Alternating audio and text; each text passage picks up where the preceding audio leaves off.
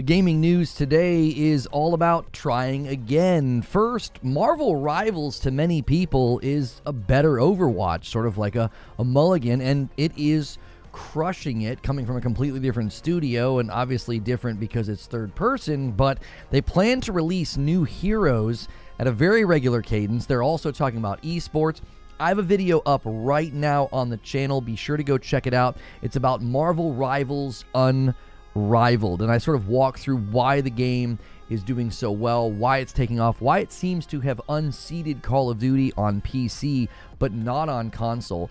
So if you want some of that analysis, thought, and opinion about the game, check out that video. Be sure to leave a comment. You may get featured in these live streams. I'm going to get into some of the things in the show open right here about it as well, because this could complicate the live service discussion. Now, in the vein of trying again, we also have some news about remakes. The Black Flag remake is apparently closer than we think. I'm going to look at some of the information coming out of some of the insiders about this. Apparently, it will not just be a cosmetic update. Third, we have news about the Oblivion remake and the first gameplay improvement details. And last, but certainly not least, it is apparently becoming very difficult to get Xbox in certain markets and certain regions. Some ship dates ranging from 2 and 3 weeks to upwards of 6 weeks. Many curious as to what is happening, as well as breaking details about how Xbox almost got shut down again in 2021, and how investors and shareholders are not too impressed with Activision or Game Pass. Now, as always, I have a game for your wish list or your radar. This is one that you might want to take off your radar for a little bit. I've talked about it before. We're going to look at how it's performing in early access. And remember, if you like this content, if you listen to my shows on a regular basis, or you watch the past broadcasts, one of the reasons I'm able to do this full time and cover such a wide breadth of content is because of direct user support. If you want to support the channel directly, click the join button and hit Member Plus. That's the $6 tier. And I know I've heard other YouTubers say this, and it's like, well, why would I spend money to support a channel? You don't just support the channel, you get an entire back seat into and a backroom look into the other side of this channel. There's a second side of this channel that you can't see. Stream games with the community, streams with my wife, and other things like that. So consider supporting directly. All right, let's start with the first story here about Marvel Rivals absolutely crushing it. In case you missed it, this game shows no signs of slowing down. Now, I predicted that the game had potential and that it would be popular. It has far exceeded my expectations. Even when the game first sort of came out, we kind of discussed and we said, listen, the true test will be if they can maintain and sustain a player funnel. Well, that seems to be happening. It has been the #1 spot on Steam right now, above big titles like Counter-Strike 2 and even Path of Exile 2's very strong start. They have plans to keep the momentum going. They just recently set a new record on Steam for their concurrent players, and they are promising a new character every 6 weeks. That is one of the ways they plan on maintaining the player base, the engagement, and the excitement. Now, obviously, this could lead to too much of a good thing. You remember my Helldivers 2 analysis about they wanted to do a new war bond every month, and I thought that's probably too much. But for now, it seems to be working, as the Fantastic Four are keeping the game very strong and in a climbing position. Now, they've also indicated that they want to step into esports, but they're wanting to make sure that the game continues to appeal to casuals. Intermingled with this story, however, is that Call of Duty seems to be in a very tough spot. Player numbers are dropping on Steam. They are being heavily criticized for anti-cheat virtually being non-existent. There are big-name streamers and pros just walking away to play other games. Some of these big-name streamers are saying that Call of Duty has never been this bad before. This does feel like a flat tire. I feel like we always get on the other side of a big Call of Duty release and everybody decries it as the worst or everything's bad. This does seem a little bit more dire. It's still holding strong positions on the Xbox and PlayStation platform, but on PC, it has dropped dramatically fast and low for the fact that it's actually all of Call of Duty. It's the Call of Duty HQ. So we'll continue to cover that, talk about that, and give our thoughts on it. Now, again, in the vein of trying again, we have more information about the Black Flag remake. And yes, you're looking at a pretty old game here that I believe has aged pretty well. Other than a very muted color palette, I actually think this game has really stood the test of time, and I'm very much looking forward to a remake. According to Insider Gaming, they have an exclusive on this. They say Assassin's Creed Black Flag Remake is closer than you think, and they said the following. We first got wind of an Assassin's Creed Black Flag remake earlier this year, and information sent to Insider Gaming suggests that the game could be coming sooner than you might think. So what were they told? This is what they say. Insider Gaming understands that this is part of Ubisoft's ramp-up strategy for the Assassin's Creed series, which will be around 10 Assassin's Creed titles of various lengths and experiences released in the next 5 years. I also read a report just this morning that Ubisoft has plans to release a lot by the end of 2026. Splinter Cell remake, Black Flag remake, AC Shadows, and some other titles. Now, they did acknowledge in this article, however, that Assassin's Creed Shadows delay is bumping some of the Assassin's Creed timeline, all right? They seem to think that Black Flag Remake, however, is closer than farther. And according to mpfirst.com, this will not be just a visual upgrade. They say, quote, based on the information we've collected, this will be far more than just a visual upgrade. Gameplay mechanics and elements have been upgraded. They also seem to think that comments from Ubisoft indicated that they would be more remakes on the way as well. Apparently, there is another planned Assassin's Creed remake on the way. Now, in the vein of remakes, this one could cause a bit of a shakeup. The Oblivion Remake, okay? This one comes from mpfirst.com as well. Their headline states that The Elder Scrolls 4 Oblivion Remake is real. First gameplay improvement details revealed, and this is what they claim. Today, we can confirm that the project is indeed real.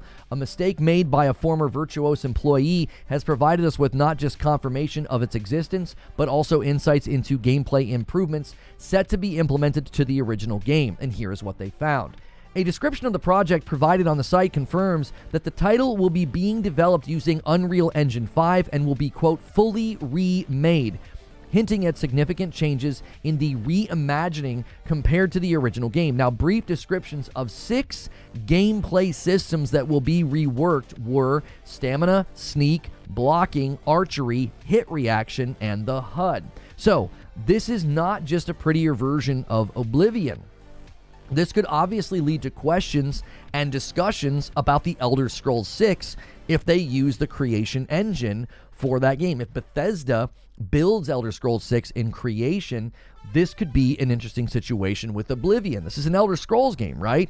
So much blood has been spilled over the creation engine and whether or not it should be used for future Bethesda titles. My personal opinion after Starfield is that the engine needs to go. Unreal 5 is not exactly the immediate solution that I would jump to. It's got its rough edges, but companies are going to continue to get better at utilizing, polishing, and optimizing in UE5.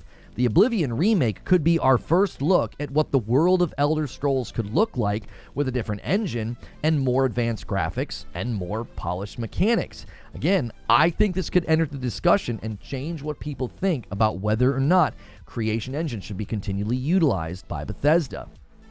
Now, speaking of Bethesda, speaking of Xbox and the company over there, not looking great as we start the new year from a variety of perspectives. Now, it might sound strange halfway through the generation of the console, but Windows Central reports that the UK and other regions are running suspiciously low on Xbox Series X console stocks. Why is PlayStation still widely more available? That's their headline. That's not me, that's them. That's what Windows Central said. Now, as they looked into the claims, it became apparent that getting an Xbox in the region would take some doing and would take some time. As an example, Amazon UK said that the estimated delivery window was between February the 6th and March 16th. That is a 3 to 10 week potential waiting window, okay? I don't think anybody's going to wait that long for a console, it's especially because it's been out for 4 years. That's not exactly going to help an already declining sales trajectory for the console. Now, they also said the following in their report. They said that it's also particularly unusual for each retailer I've searched here. The PlayStation 5, often a tough-to-find earlier in the generation console, seems readily available across all retailers. Why wait until February for an Xbox if I can buy a PlayStation right now? Again, I'm not saying that. Windows Central is saying that. I have to preface that because there's a lot of people out here that froth at the mouth to yell at me. This is not coming from me. this is going to likely exacerbate an existing trend of the PS5 selling 2-to-1 over Xbox this generation. It may add more credence to Xbox thinking that, hey, we should think differently about the future of the console here. Maybe lean more into handhelds. Maybe lean more into some kind of a PC hybrid device, okay? And then just this morning, some news broke overnight that shareholders, they're not thinking great right now. One said that ABK is disappointing or has been disappointing. The market's not really wanting Game Pass, one of them said. And apparently, Satya Nadella considered shutting down Xbox in 2021. They once again face the same dilemma. And here's my theory. The ZeniMax acquisition was their first attempt at turning things around. When it didn't see an increase in the Game Pass subscribers that they were wanting to see, even with the largest number of new subscribers ever for Starfield, and then that was again broken with Black Ops 6. Even when that happened with Starfield, I think ABK was the turning page. It was like, listen, this isn't working anymore. We are done with this. We didn't shutter the gaming division. It's still going to stick around. Our focus is publishing. Our focus is ecosystem. So in 2021, I believe that was sort of their last shot with ZeniMax. That's why Phil Spencer went out and did interviews and said things like, this is about, putting more great games, more great exclusives where Game Pass lives. I believe that he was still working on the old playbook of we're going to spend money, we're going to get exclusives, and we're going to grow the platform. And when that didn't work, I believe that Satya stepped in and said, listen, the new plan is that we are now going to be leaning into publishing. ABK is just simply too big to be made into exclusives. And the shareholders, these are guys managing large portfolios. One of the firms had $400 million of Microsoft stock. The other had $800 million. And the one said that ABK had been disappointing. The other said that as far as they could tell, the gaming market, the majority of the gaming market doesn't want a Game Pass. I don't think he was specifically just targeting Game Pass. I think he was saying in general, the gaming market hasn't responded strongly to the subscription service model, and that's largely related to other subscription models falling by the wayside or plateauing. All right, so going to continue to monitor that, and more layoffs on the way as well for Microsoft. They haven't announced the total, but that is coming very, very soon. Unsurprising, given the overhiring that much of the tech sector did in 2020 and 2021 and their massive acquisition spending that they've done, they're going to continue to lay people off and probably maybe even shutter some more studios. So we'll report on that when that hits. Now, here at the end, I have a game for your wish list and your radar, and this one probably needs to stay off your radar for a little bit. Hyper Light Breaker just entered into early access on Steam just yesterday. This is one that I've been monitoring. This is one that I put on your radar, so I want to do the due diligence of circling back and warning you when something's not in a great place. Okay, it's had a very rough start. There were missing features. You couldn't invert the controls. You couldn't turn on VSync. You couldn't rebind things. Like absolute, I think, sub early access start. If you're going to put a game out in early access, these are base level features that should be in your game. Now, to their credit, they're doing very quick response and very quick patching. It went from being mostly negative to now it has a mixed score in like the 50%, okay? Good to see they're quickly responding. I would say proceed with caution with Hyper Light Breaker. Listen, I trust they're going to get the game into a better place because Hyper Light Drifter was actually quite a good game.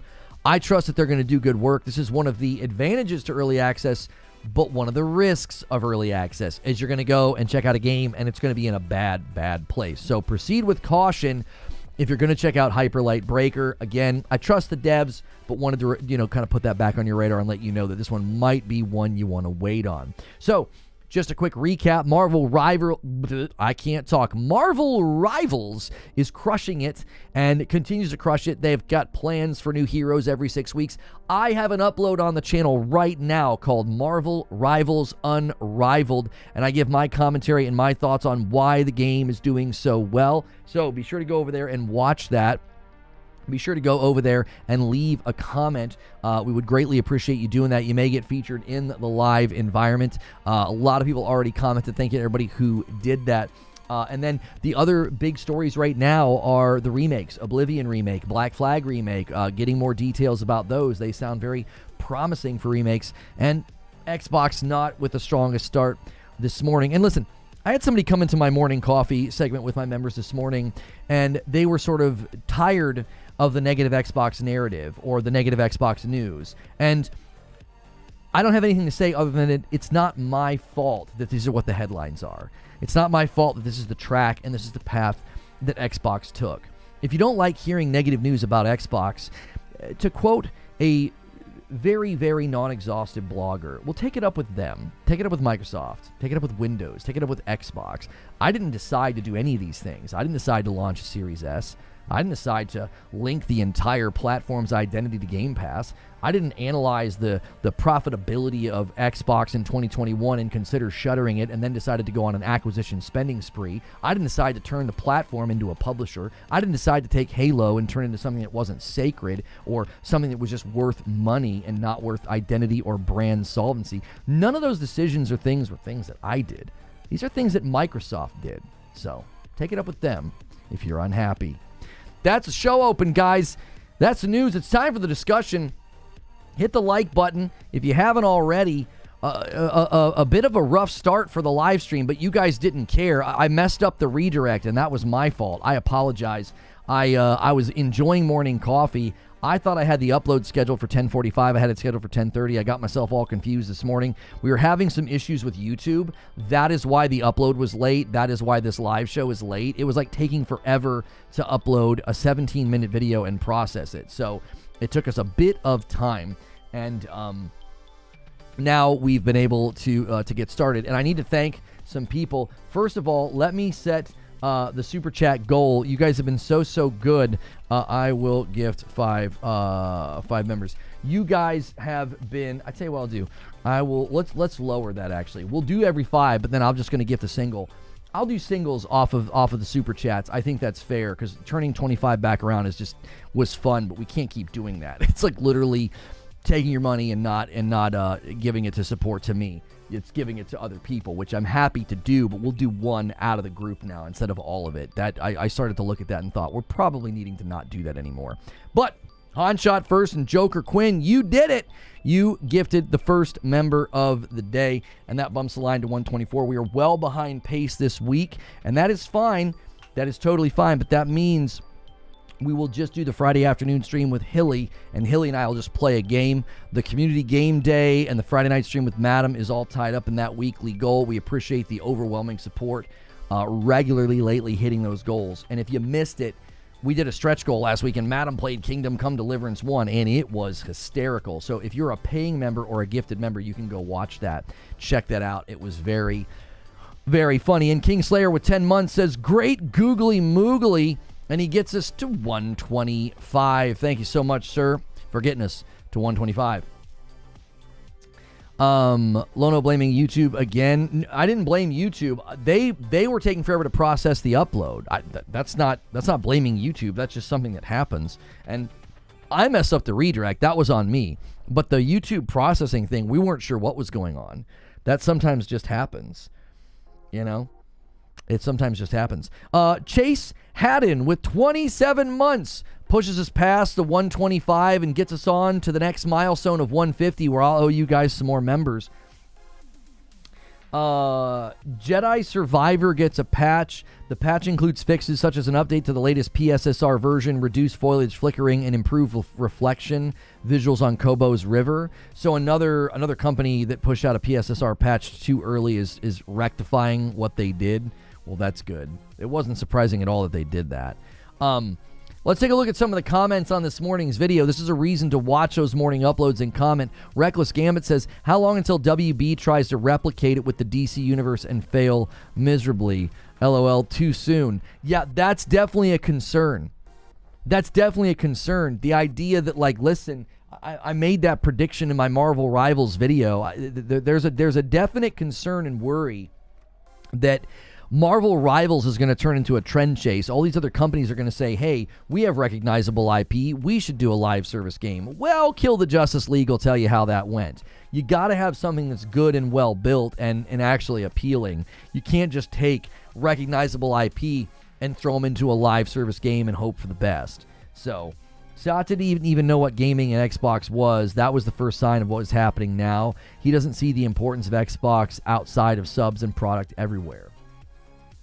Zilla, I think that's probably a fair assessment of why Satya has just not really backed the gaming division in the way that it needed. He should have really backed Phil. They should have, removed the contract policy to let studios flourish and shine. There should have been proper investment there, and there wasn't.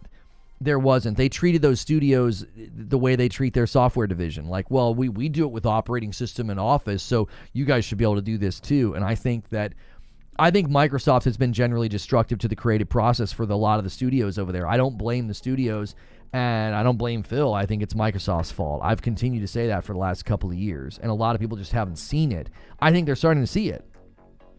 I think they're starting to see that Satya and Microsoft didn't back the gaming division in the way that it was needed to flourish. And I think that's always going to be the issue.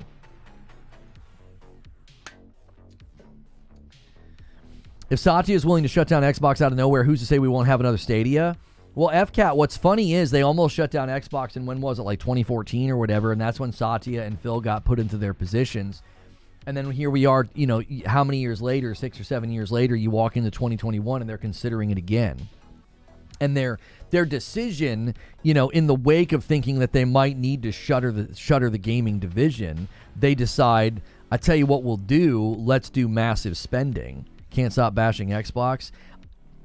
I think that people like you can't hear bad news and you're immature. I think that's the problem. I think you need to grow up. I can't control the news cycle. I can't. This news story broke yesterday from Windows Central about how you can't get Xboxes in certain regions. Windows Central published that. Then there's these investor meetings where they're talking about how, well, Satya almost shuttered everything in 2021. And then the shareholders aren't happy with ABK, and the shareholders are saying that nobody really wants Game Pass. The majority of the gaming, market doesn't want Game Pass. I can't write the gaming news. If you just want to hear good news about Xbox, go watch the fan fiction writers that are going to lie to you. Or grow up and be an adult and accept the fact that this is the market reality, and this is the business analysis of one of the biggest companies in the world failing to succeed in their gaming division. Like, it's pretty major headline news that one of the biggest companies in the world failed to be successful in the gaming division, and they had to pivot to becoming basically a publisher in an ecosystem. And if you don't like that, just, I don't know, go listen to somebody else or grow the frick up and be an adult. Like, it's not bashing to literally read headlines and say, this is what's going on. They almost shuttered it again in 2021. They almost shuttered it. They decided to do spending. They decided to get to ZeniMax. That didn't work. Now they're doing ABK. Well, now they've got the shoulder of this big investment on their shoulders. If you don't like hearing that, then just go the frick somewhere else. This is a variety gaming news channel, and if all you're going to ever do is come in here and boohoo and cry and whine like a baby, find a nursery to hang out in where they'll change your diaper for you and they'll only tell you good things. Like, I can't control the news, dude. I can't. If you don't like it, then, like I said, leave. I don't know. Microsoft should stop stepping on rakes if they don't want bad news. Yeah, I can't control what shareholders say about the one of the biggest companies in the world. I can't be like, hey, don't say that. Investment firm holding $800 million of Microsoft stock. Don't say that ABK's been disappointing. What do you want me to do? Jack Garland with 30 months. Suicide Squad did their final story reveal before closing down. Turns out the Justice League were all clones. Superman, Batman were all alive and freed, but Wonder Woman is still dead. Yeah, that was actually crystal clear in the game, and I don't know why anybody's surprised by that. I don't know why anybody is surprised by that. That was crystal clear. That was crystal clear that is quite literally where things were going. 2 years ago today, The Last of Us first premiered on HBO. What is Tommy Hendy posting? That is a weird animated gif of some guy's back, like some bodybuilder's back. Here's a comment on the Marvel Rivals video. Hang on one second. Yeah, there we go. I'm just going to hide people like that. I don't want them getting members, because if they're just going to come in here and say that, they probably did that to get a clip, and I'm glad they got the clip, because that's what they all need to hear. Bro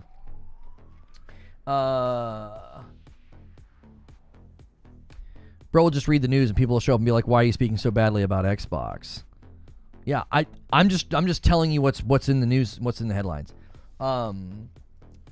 Sorry for posting a spoiler. If I must be banned, I'll accept it.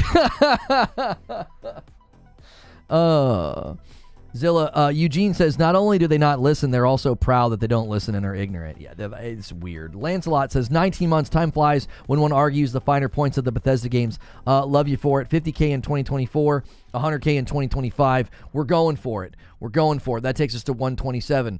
One of the great ways to help us hit that is gifted members and brand new members. It helps spread our reach. It helps get more people in here. So thank you, everybody that's been doing that. We are well behind goal this week. And actually right now we're well on pace for the likes, man. You guys are crushing it. Make sure you're smashing like as you come in here and join the conversation. Broken Messiah says, I'm happy but also very cautious about Marvel Rivals. Any halfway decent live service game can appear successful in its opening month or so. At this point, I'm not sold on these games until they've been out for a year. The heroes are a huge advantage. I think the heroes in Marvel Rivals are a huge advantage. Right? I do. I think the heroes are a huge advantage because they can always add a hero, add some cool skins, and like immediately go viral. You know? I don't think there will be a slowdown in Marvel Rivals, okay? It's unavoidable. There will be a slowdown. The question for a game like Marvel Rivals is not, will it have a decline in the player pool? The question is, can they drop to a sustainable floor and just maintain?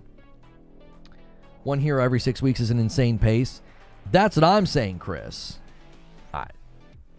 That's what I'm saying. I think that they 100% might end up in a situation in 3 years. That's like 50 people. Over 50 characters will be in the game in 3 years.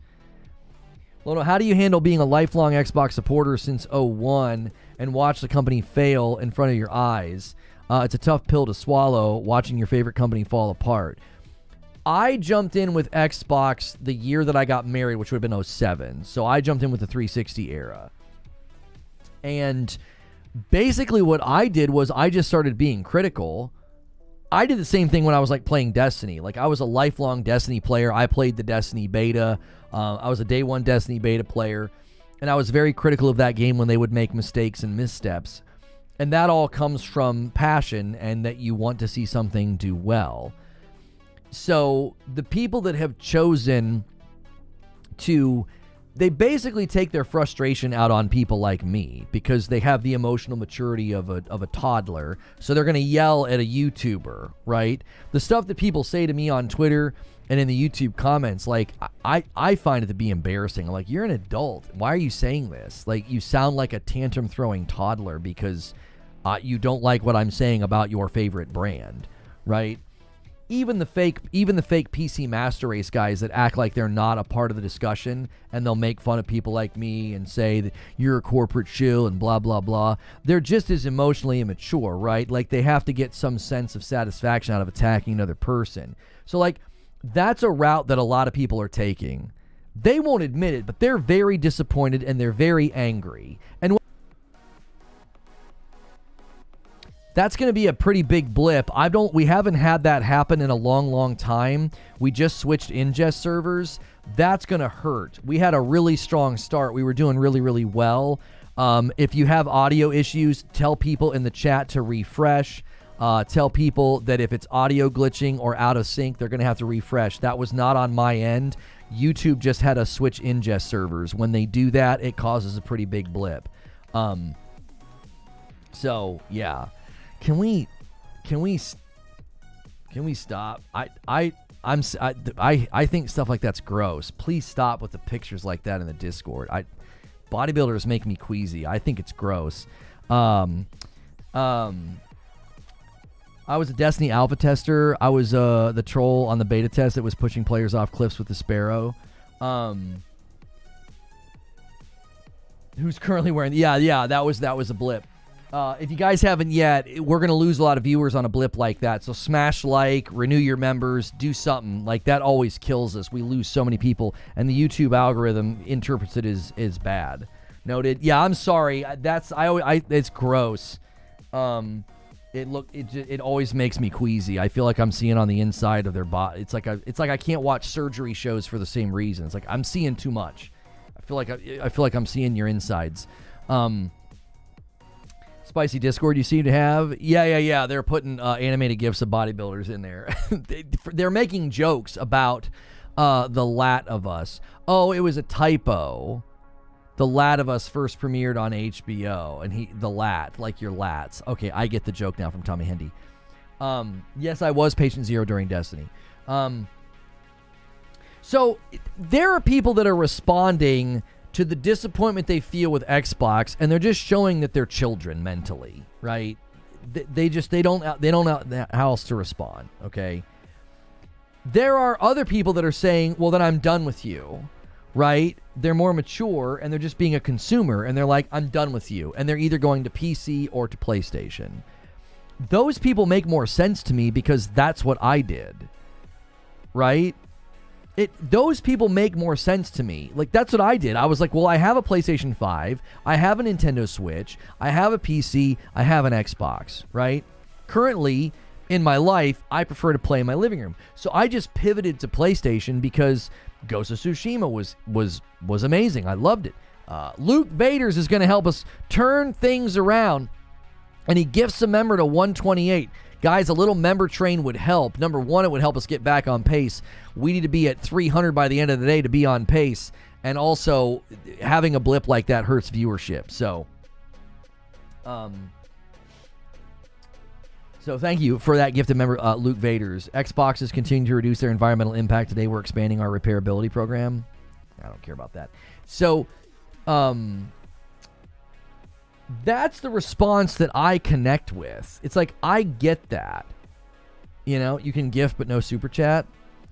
Super chats are great. Gifting is honestly better because it's the same amount of money, and yet it goes to another person. I've tried to say that before, but people love super chatting because they can type a message.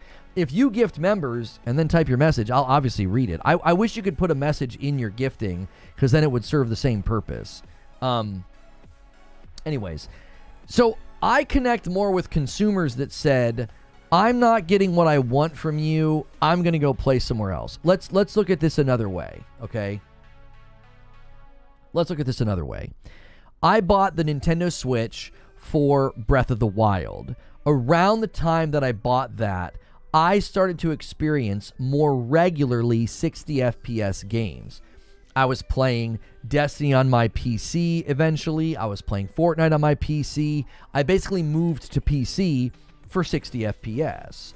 And then what happened? Over time, I just wasn't playing my Nintendo Switch because they would come out with a game and I just couldn't take the performance. I didn't like it. Sneaky Wolf gifts a member. At the time, when I was playing Destiny primarily on my PC, my Xbox One was no longer getting used. My PS4 Pro was no longer getting used. So I've always just pivoted to where I felt like I was getting the best stuff and the best experience. So it was like PC, 360, Xbox One, PS4, PS4 Pro, and a Nintendo Switch. And then I started playing. I started playing on my PC. And what happened? Well, when I started playing on my PC for 60 FPS, I stopped using my Xbox One. I stopped using my PS4 Pro. I stopped playing on my Nintendo Switch. And then when the Series X comes out, PS5 comes out, same thing happened. I just kind of gravitated to where I felt like I was getting the most stuff. Now, console tribalists and fanboys don't understand this. They're not smart enough to understand nuance or somebody who's not like them. They lack the intelligence. So what they'll do is they'll just say, whatever you're currently enjoying, you're a fanboy of that. If for whatever reason I was just maining Nintendo, they would I don't know what they would call you. I don't know what they call the Nintendo guys. They don't have the ability to understand, like, well, this is somebody that's been gaming since the Coleco era and he's just bounced around. I've never stayed loyal to a platform. People that have they don't have the intelligence. They don't have the ability to understand that there are people out there that don't work that way. They don't function that way. When you've got multiple consoles in your house and multiple PCs in your house, these people, they're like aliens. It's like, why are you thinking like this? It's so bizarre. Salty Gamer with a VIP, thank you so much. Bumps the line to 130. We'll see. At 150, I owe you guys. We haven't had any big member bombs this week. No 20s, no 50s. We'll see if the first one drops today. They call them Nintendopes. They call them children. That's right. They call them children. So my last PlayStation I bought was a PS2, which I still have, and I played Xbox since 01. I finally bought a PS5 Pro, and it will be here next week. I'm diving back in for the first time in 2 decades. I think it'll be really interesting to hear your experience, Illuminati, because I think there's been a lot of people that they bought into a mantra and a narrative about PlayStation that they only do movie games and that their games are boring and that they're no good. And then you play them and you're like, oh my gosh, these games are at an excellent quality. There was a guy on Twitter who was like, I finally got a PlayStation 5. He's like, I feel like I've been lied to. He was finally playing the first party games. And so it'll be really interesting to hear your experience, because to me, that was my experience. I experienced, Ghost of Tsushima at 60, and then I experienced, Horizon and God of War, and I was like, this platform, and I also experienced Returnal and Ratchet and Clank, and I was like, this platform's delivering excellence. I'm getting what I like. I'm getting what I enjoy. And if that's upsetting to people, then I think they need to grow up. I do. I think they're emotionally immature and childish to be upset that somebody like, oh, I like this, I had fun with this, and then they want to call you a name. You know what I mean? I think both sides do it. I think everybody does it. I don't think one side does it more than another, but it's a sign of immaturity. I bought my PlayStation last year, says Victor. My 19-year-old lived his whole life with just an Xbox and Nintendo. He's loving the PS5 games. Yeah. I think that trend will continue, Victor. I think you're going to have more and more people say, I finally made the jump and I'm having a good time. Because once you sort of shed you bought the Pro for yourself. Once you sort of shed that allegiance and you see, man, there's great stuff over here. The guys that played Destiny with me will tell you, they had a hard time convincing me to do anything on PlayStation. I never wanted to do it. I hated being on my PlayStation. I only would boot it up to play Destiny with them. And even then, I hated it. I hated the party system. I hated the way the microphones sound. I hated the way that the microphones echoed. I couldn't stand being on the PlayStation. Here's a comment on my video about Marvel Rivals. Fuzzy says, Rivals really took notes on Overwatch and said, let's do it better. I think they will be okay, and they know what they need to do. For example, let's just look at the shooter. In Overwatch, you get a skin, and the only thing that changes is your hands. Other people get to see your cool new skin, but you don't. Rival says, yeah, that's dumb. Let's let the customer see their purchase, and they made it third person. I just hope the pace doesn't come at the strain of the dev team. Yeah, I think the Cadence of Heroes, is a risk, 100%. I believe that. I believe that the Cadence of Heroes is a risk. Like it could certainly cause them issues long term. It really, really could.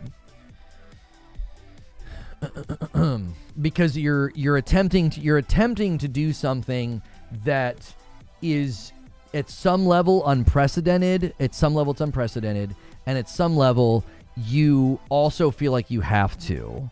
Like, I know for a fact that what Helldivers was attempting to do, that to them was necessary. It was like, you've got to do this. You've got to keep things flowing. You've got to keep things strong. And they felt like they didn't really have a choice. It was like, well, if we don't do this, we're going to end up with players that just get bored and walk away. If you're adding players if you're adding a new hero every 6 weeks, there's like 35 characters in the game right now. In 3 years' time, you're going to have like 55, 53 something characters, somewhere in that ballpark. 50 people? I mean, I don't know what you're going to do unless you just say, that some of them are very similar, and that's okay because people are just going to kind of choose between them. Like if you're looking for a Marvel Rivals new character, and that's what's going to always make you kind of come back, even if the new character is similar to another, that might be okay. That people might be like, that's fine. I found a video the other day that found that the next 17 heroes in the game files, and that wasn't counting Human Torch and the Thing. Well, I mean, yeah, they've got a lot. If they're planning on doing one every 6 weeks, why'd you leave out the PS4 when you mentioned that last week? I forgot about the PS4. Been a long day here. What do you mean you forgot about the PS4? What are you talking about, Chris? PS2 was great, but the Nintendo 64 for me was the GOAT. You went from the 64 to the GameCube, the PS1 to Xbox, PS2, 360, PS3 to PC, and never looked back. Yeah, I've always just gone where I feel like I have the best experience. And one of the reasons I think I didn't get super big on 144 frames or 120 frames is because when I was streaming Destiny, going above 60 frames constantly caused capture issues. So basically, I just started capping my games at 60 and running VSync, and it got rid of all of my issues. I would get screen tear on my capture cards. I would get all these weird issues. And I just decided I'm just going to cap everything at 60 because it's streamed at 60 anyway. Well, when I did that, I basically just got to the point where 60 made more sense. 60 just felt more natural and just was fine to me. So when it came time to choose between, am I going to wait to play a game on PC, like a PlayStation port, or am I just going to play it on the PS5? I'll just play it on the PS5. 60's fine. You poor peasant, capped at 60. Right. Joker Quinn gifts a member and gets us to 131. Y'all are going to need some Leviathan monster gifters to save you this week. We are super behind. Big Evil with 24 months has bought my PS5 Pro a week ago, and I'm loving it. Also, Rivals is so fun playing competitive at the moment. Glad you're enjoying that. Big Evil, I can count you in the member goal, but you got to be at Member Plus or VIP. If you're on a gifted, that's totally fine. That's why we do the gifteds. But if you want to count on your renewals, you have to upgrade because I can't tell the difference between paying members and gifteds. Zilla Nation says, I've been playing Marvel Rivals for a few days now, and it's fun. The art is top tier. Superheroes and the villains and the teams are really good. This might be the first live service game I may stick to. Enjoy it. Seriously, enjoy it. You know, Citizen JV says, I've always had problems with online PvP games because most of my friends eventually move on to other games. I'm a huge fan of Marvel, but at the end of the day, I have no interest. I think that's completely fair. I do. I covered it. I talked about it. I played it. It's not for me. I don't like the meat grinder of a PvP game. I really don't. The last game I played in Rivals, we won, and I was the MVP, and I just wasn't enjoying myself. I mean, imagine winning a game and being the MVP and being like, I'm not having fun. Like, that's quite literally the last game that I played. And, SSJ Gohan with the VIP. You guys can help us with that member goal. Check that $sign and get those renewals in. If you upgrade, it counts as 2. Greetings from VR land. Been living in my MetaQuest. Consoles are so yesterday.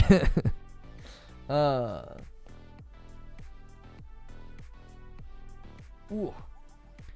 I generally thought that was true.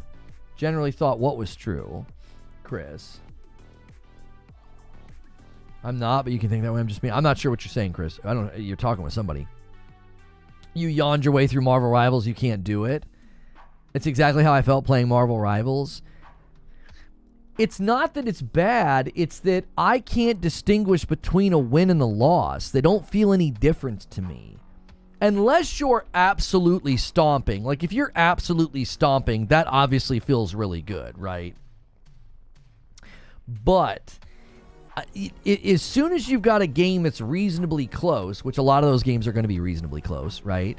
I can't distinguish between a win and a loss. It's like I'm running out, I'm running to a choke point, I'm getting a couple kills, and then I'm dying. I'm going out, getting a kill, and dying, right? I'm going out, and I'm dying. Whatever it is, whatever the rhythm is. And I'm like, I can't, the experience feels so static, so rote, so repetitious. I can't get in the lane. I can't do it. I literally think it's because I played Call of Duty for a decade, and it's just like I'm good. You know, I'm good. This isn't fun. You know, I remember having that experience in Destiny's PvP. I liked Halo Infinite's PvP when we did custom matches. That was probably some of the most fun. You're not supposed to die that often, bro.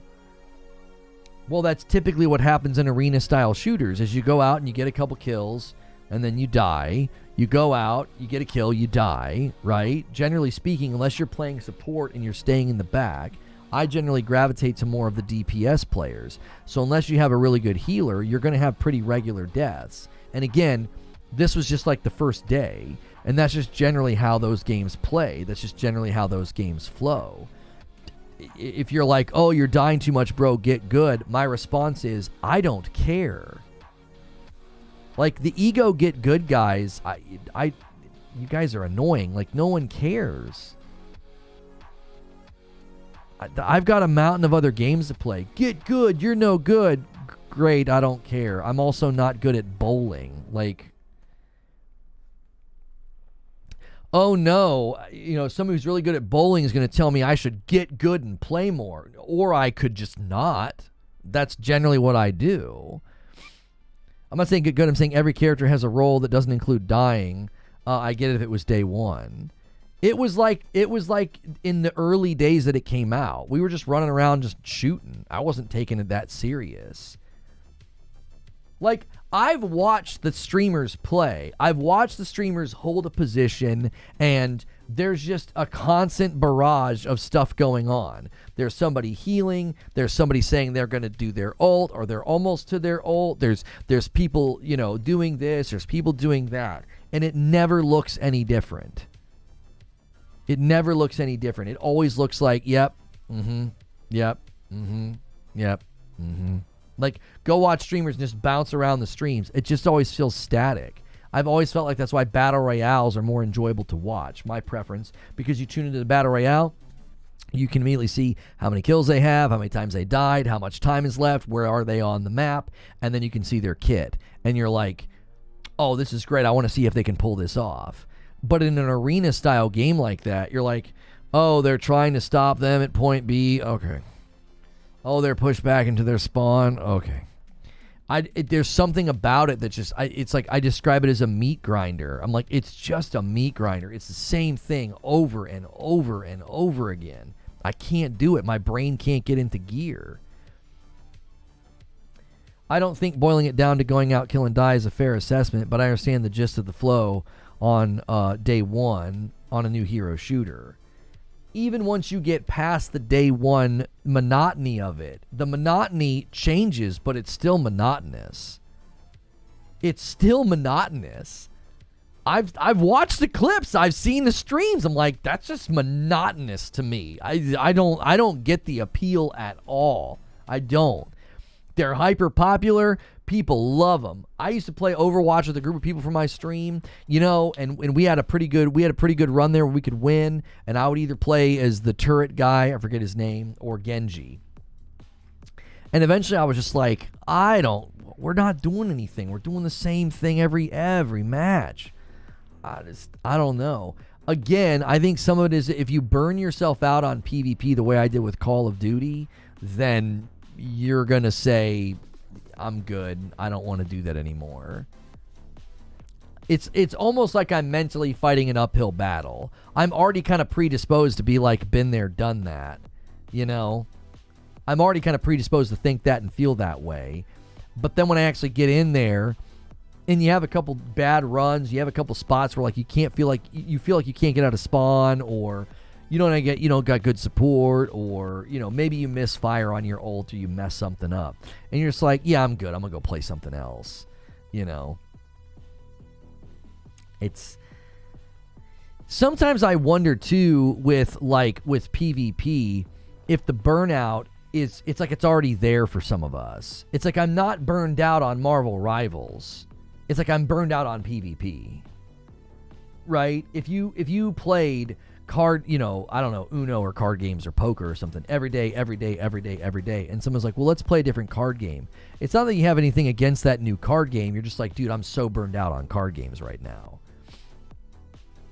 I feel you on the burnout, says Hex. I happened to me with Apex. Trying so hard to be so competitive, it just left me like it sucked the fun out of the game. I actually agree, says Dante. After playing Overwatch for years, playing Rivals is familiar and enjoyable. It's not mind-blowing. And my enjoyment of it's not on the same level as Overwatch. I actually think that's one of the reasons that Marvel Rivals is being so successful, is because I said in my video, it's familiar in all the right ways. No one has to teach you that this is a tank, this is a DPS, this is a support, right? No one has to teach you that. You just see, oh, those are the three types. Okay, oh, this is, we're having to push them back, or oh, we're having to push this thing forward, or oh, it's time for me to do my ult, or oh, I need to go to the healer, or I need to be healing, or whatever. Like, it's familiar in all the right places, and I think that's really helped it. Otagon says, in my opinion, it's like a Looney Tunes fight legs, fist flying. That sentence was written by an AI or something. I don't know what you're saying. I play Junkrat. Sorry, I mean Squirrel. Chris F. left a comment on the video, on the Marvel Rivals video. I think a bigger reason why Marvel Rivals is beating COD on PC is that COD is still playable on last gen, while Rivals is current gen only. Feels like a bad diagnosis. COD had 300K and dropped below 60K peak. Yeah, that has nothing to do with it. That's a bad diagnosis, Chris. You're not looking at the big picture if you think that's what's going on. It's not like, oh, it dropped because it's because it's what's playable. COD's playable on old gen. That doesn't have anything to do with PC. There's no that doesn't logically follow. It being playable on old gen has nothing to do with going from 300K down to like 60. It's the fastest drop Call of Duty's ever had on PC. The fastest. Meanwhile, Rivals is skyrocketed on Steam. I stopped playing COD because of the skill-based matchmaking and the rampant hacking. Right, that's what I said in the video, Ham. I said, I think people are abandoning COD in greater numbers on PC because of the cheating. We know there's more cheating on PC. We know this. This isn't rocket science. Yo, Doe Devas with 37 says, 37 gang, let's go, and gets us to 133. Thank you so much, Doe Devas. $2 says, a big dusty ball and you only see its legs. And a 10 bomb comes in from Doe Devas. He says, what are we doing, boys? We got to add to that count. He's so faithful. Every month he renews and he gifts some. I appreciate that support, Doe Devas. We are well behind on the goal this week, but you guys can bounce back today. Thank you. I get what you're saying now, Otagon Ocelot. You feel like it looks like the Looney Tunes fight, where it's just like a big dust ball and there's like legs popping out. Gotta retype that. Marvel Rivals is going through those growing pains Overwatch went through. Playing ranked is constantly one-sided. I've been just playing quick matches. Well, and they seem to have indicated that they do want to get into competitive. They do. They want to get into competitive. Hex with the VIP 38 months. Enjoying the stream today, but we need to get the train moving so we can get that Friday stream. Let's not break the streak. Hex says, let's band together. And he renews his VIP. That bumps the line to 144. Thank you, Hex. Yeah, when that's going on, Otagon, I think there are people that see the Matrix. I think they're like high-level PvP players. They're like high-level, the guys playing Marvel Rivals, they see it. They're calling out when to do things, and they love it. They eat it up. And I'm just like, that looks like a mess to me. That looks like a mess. I don't have any interest in that at all. Hex gifts a member, and he sets up an easy 5-bomb dunker. 145 at 150. I owe you guys 5 more. Thank you so much, Hex.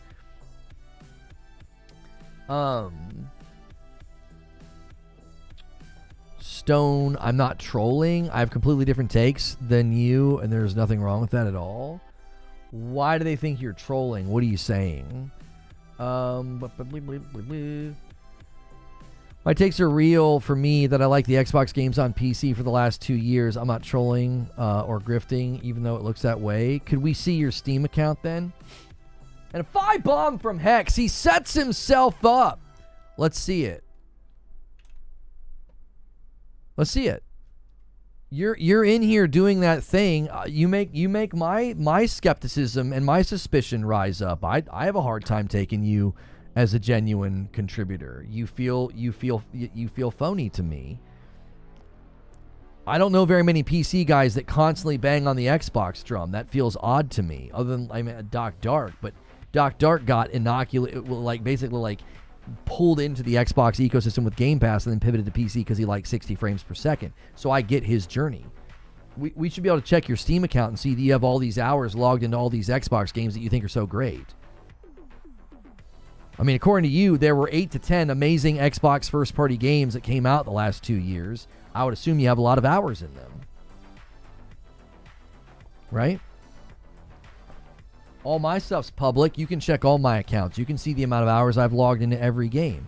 That's why these guys don't typically do that, because they know they can see that, oh yeah, he did put a ton of hours into Xbox. Oh, he did put a ton of hours into these PlayStation games. They'll cherry pick particular games, but they won't look at the overall, roundup of my PlayStation. They won't look at that because it's actually not bad for a casual dad gamer. I'm being genuine. Sure, what's your Steam? If you're being genuine and you really like Xbox games on PC, then we should be able to check and see the hours you've logged in those games. It shouldn't be that difficult at all. That would be like me saying, I've really enjoyed the PlayStation games this gen. You can go check my account and you can see that I'm not saying something empty. You can go check my PlayStation account right now and you'll see a ton of hours in Returnal, a ton of hours in Ratchet & Clank, a ton of hours in Horizon Forbidden West, God of War Ragnarok. You'll see a ton of hours. Not a ton in Gran Turismo 7, but some, because I played the PSVR 2 with friends and myself. It's not hard. It isn't. It's real easy. It's easy. These are the games I've said that have been good and have drawn me as a magnetism to PlayStation. You've come back now for a second time in a row, and in a day where we're not even talking about what you're talking about. We're not discussing that at all. And you're talking about how you're a PC guy and you really like all the Xbox games. Cool. Show us your account and we'll see how many hours you have logged in these games that you think are so great. John with a single. I'm not going to trophy check you. I don't trophy check. I don't care if you went trophy hunting. That's an Agent of Chaos. Thank you, John. I don't care if you went trophy hunting. I think trophy checkers are weird. I do. I'm not bringing this up. Dave did. Okay, you're dodging now. Direct question. What's your Steam? Or if you're playing through the Game Pass or the Xbox app, what's your Xbox account? We should be able to check your user account and find a ton of logged hours in these games that you say are so great. Let's see it. I've talked about all the PlayStation games that pulled me over to PlayStation, and you can go see I've logged a ton of hours in all those games. I'm not just talking. They call me a tourist, and yet they'll never, ever go to the games that I've actually played. They'll go to games that I don't like, and they act like that makes me a tourist. Like, I could do that with any one of these losers. Like, there's games you don't like, and then you don't play them. Go to my account. A ton of hours into all the games I sing the praises of. Ghost of Tsushima. Helldivers is like 80-something hours. That's actually really good for me because, again, I'm casual dad gamer. VIP from J-Dog, 33 months. He says, Happy Wednesday. We will end this stream today. I'll put money on the table. We'll end this stream today, and you won't give us your Steam account. You will not give us your account so we can see how many hours you put in these games. I've dollars to donuts. You won't do it. 5 spot from Kenneth.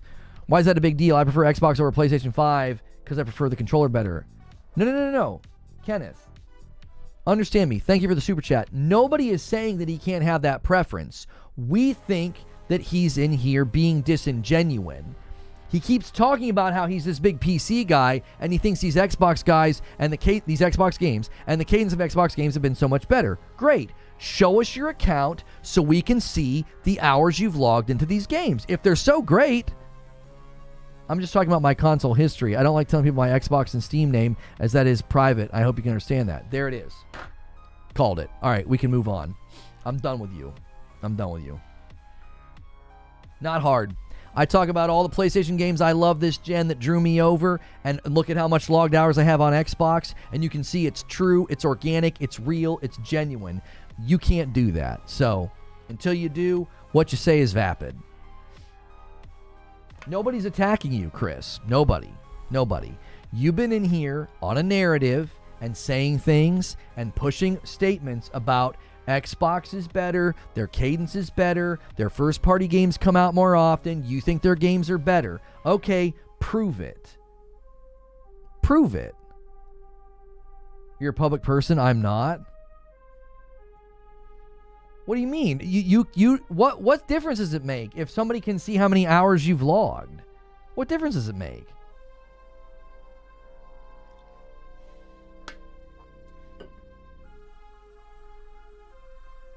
I don't get what the difference is. Who cares? Nobody in here is going to mess with you because you shared your gamer tag. That's what I believe. It's not okay to have different thoughts. You're not understanding the conversation. I'm going to say this again, and you keep reframing it. So I'm not going to let you reframe it because that's dishonest. This is what has happened. You have expressed an opinion that we believe is disingenuine, like you don't really believe it. It seems fake and phony. I don't care if someone comes in and says something I disagree with. I'll give you an example. Doc Dark will come in and say things about Starfield and Xbox games on PC, and guess what? He's genuine. He's put in the hours. He's played the games. He's telling the truth. He's a man of integrity. And I respect him for that. You've come in on a similar thing of like, I'm PC guy, but I love all these Xbox games. They come at a better cadence, and I think they're really good. We don't believe you because of the way you engage with it. You engage with it in a way that feels disingenuine. A way to prove that you are genuine is to let us see the hours you've logged in these amazing games, and you won't do it. Doc likes to cat, be honest. Doc does a bit of a character, but Doc plays the games. You can check his account. You can check the hours he logged in Starfield. He's not just out here saying that he thought Starfield was good. He played it. He liked it. Like, you are allowed to have a different opinion. Your opinion feels very disingenuine. It feels very narrative driven. It feels very fake and very phony. We've been doing this for a very long time. This community's been together for a very long time. And it's extremely easy for us to sniff out the fakes and the phonies. They try to get in here all of the time. And it's like, we can tell you're not being serious. We can tell you're clip farming. I'm not saying you're clip farming, but we've had people like that. I'm autistic. I've gone through hell with people calling me names and trying to fight me all the time. I keep my stuff private for my own safety reasons, as that has happened to me in the past. Well, I hope you're telling the truth, because that would be a hell of a thing to claim if it wasn't true. I really hope you're telling the truth. And if that's the case, fine. I don't want anybody being harassed for sharing their gamer tag. If you feel like you got to stay private, right? You could share it with one of my mods in the Discord, and then they could just tell me the hours you've logged in the games. But if that's the case, then fine. I'm moving on. I'm not going to beat you up about it. I'm just here to tell you that your position comes across as fake. It doesn't seem genuine. I've run into you guys before. You claim to be PC because you feel like that makes you Holland. You feel like it makes you neutral, and it doesn't. And then you bang on the Xbox drum. I don't get it. I don't understand it. I think it's weird. I think it's Xbox guys in disguise. They feel like they sort of get like this pass. It's bizarre. I've had a lot of these like PC guys that mysteriously blow the Xbox dog whistle and bang on the Xbox tribal drum. And it always makes me suspicious. It's like, I don't know PC guys that do that. Genuine PC guys. I don't think they do that. The PC guys that care about RGB and the 40 series that and the 50 series this and the frames here and the frames that and that. None of those guys have ever been like banging on the Xbox tribal drum. They're always Xbox guys in disguise, just trying to start fights and create weird energy. If you're being genuine and you really like all those games, then great. I'm not sure why you're even in here doing this today. I really don't. I don't. It wasn't the subject matter. I mean, the subject matter about Xbox was hardware. Hardware, like you can't get their hardware in certain regions. That was one of the stories. Shareholders not being satisfied with ABK, not thinking people on Game Pass. That's been a part of the dialogue today. Part of the dialogue wasn't cadence of games, wasn't like first party. I don't know.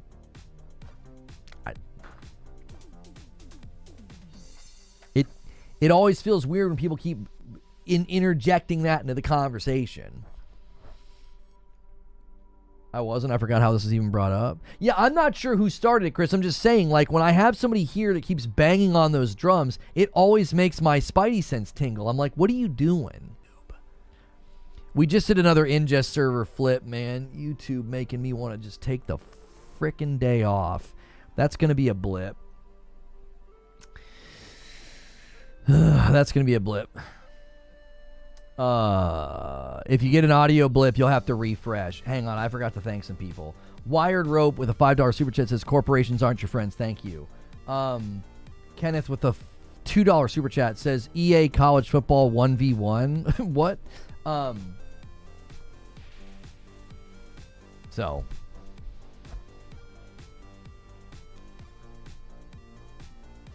$150 hours in Redfall? I don't think he said that.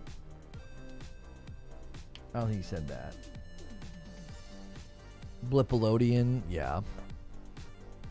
Came for Lono, stayed for the blip. Chris left a comment on the Marvel Rivals video. He says, the game is too good. Not only do you get great-looking Marvel characters, but a feeling of playing a complete, polished game that plays really well, especially on the Pro, which runs at 120. Plus, I set it to matchmake on console only, and I get to matchmake the wait times. Yeah, I think the performance is seriously good. What engine is it in? Marvel Rivals engine. Oh, it's in UE5.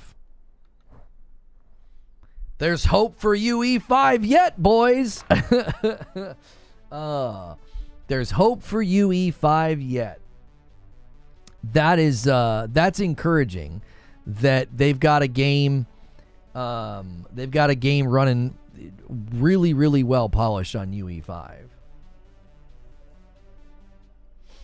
Kellen says it started with you lying and they're not willing to show proof. Well, what are you saying that he lied about? Everything is true. I have 100 hours in Starfield, not Redfall. I actually have an easy time believing that somebody has 100 hours in. There's another blip. If we get another blip, I'm done for the day. Yeah, if we get another ingest server blip, I'm done for the day. We'll go to Green Room and I'll be done. I'm not doing this. I'm not sure what's going on with the platform, but I'm not going to stream if this is going to happen. I refuse. Got better things to do with my time. I got videos I could make. I got research I could do. I will not sit here and stream when the platform's going to do this. If it happens again, I'm done for the day. I don't know what they're doing. It's literally hopping ingest servers very quickly now, and it's not my internet. My internet's stable. If it was my internet, we wouldn't get a stable connection. So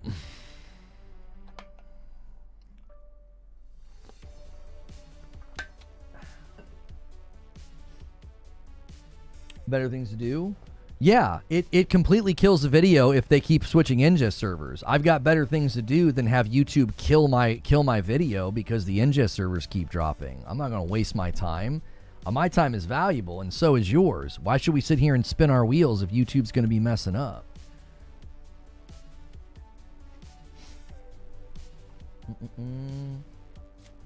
That's like you muted you a bit. That was a weird blip. I don't even hear him right now. Yeah, people are saying that I'm muted.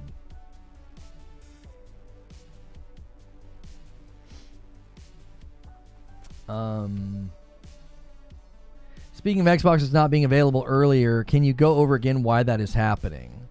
Nobody knows. Yeah, nobody knows.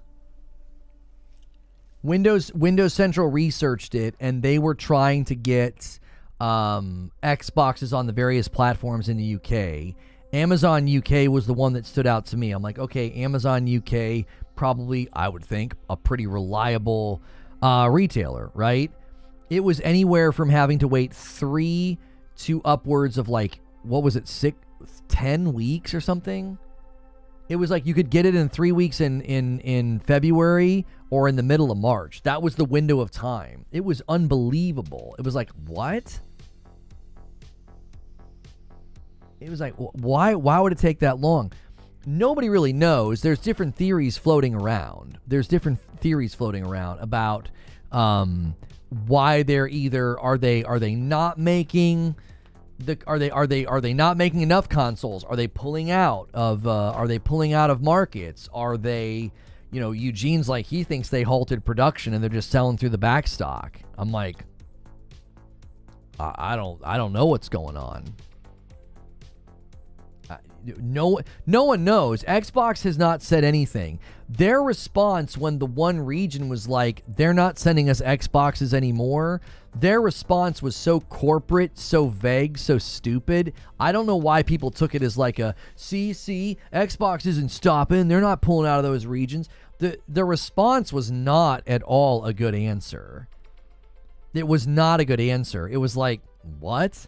It wasn't like, oh no, yeah, we're continuing to make consoles and shipping to those markets. It was basically like super vague PR speak, and then they basically indicated that if people can't get consoles, they can play through the cloud. Like they use it as an opportunity to promote cloud. It was like, huh?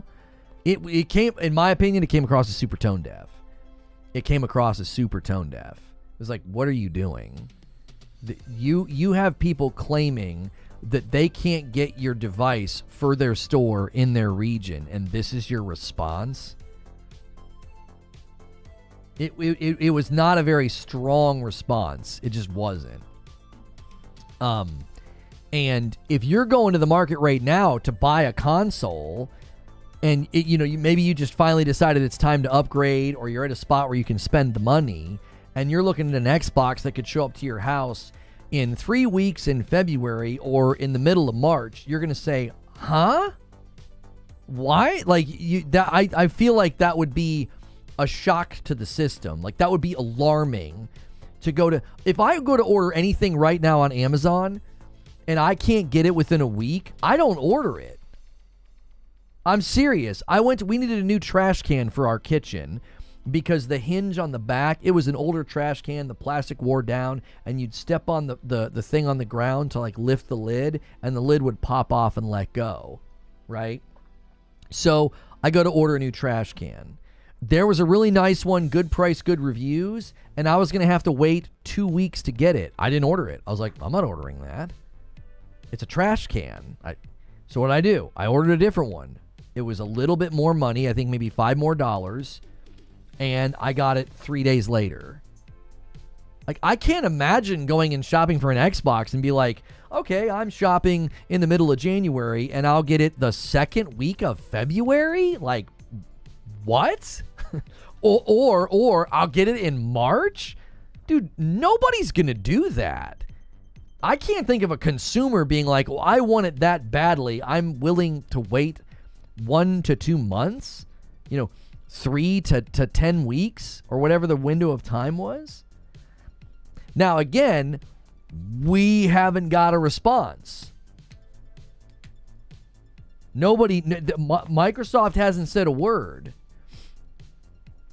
This could be another one of those, quiet situations where they won't say anything until they absolutely have to, and then they'll finally say something to the effect of like, yeah, we've slowed production, or we've done this, or we've done that.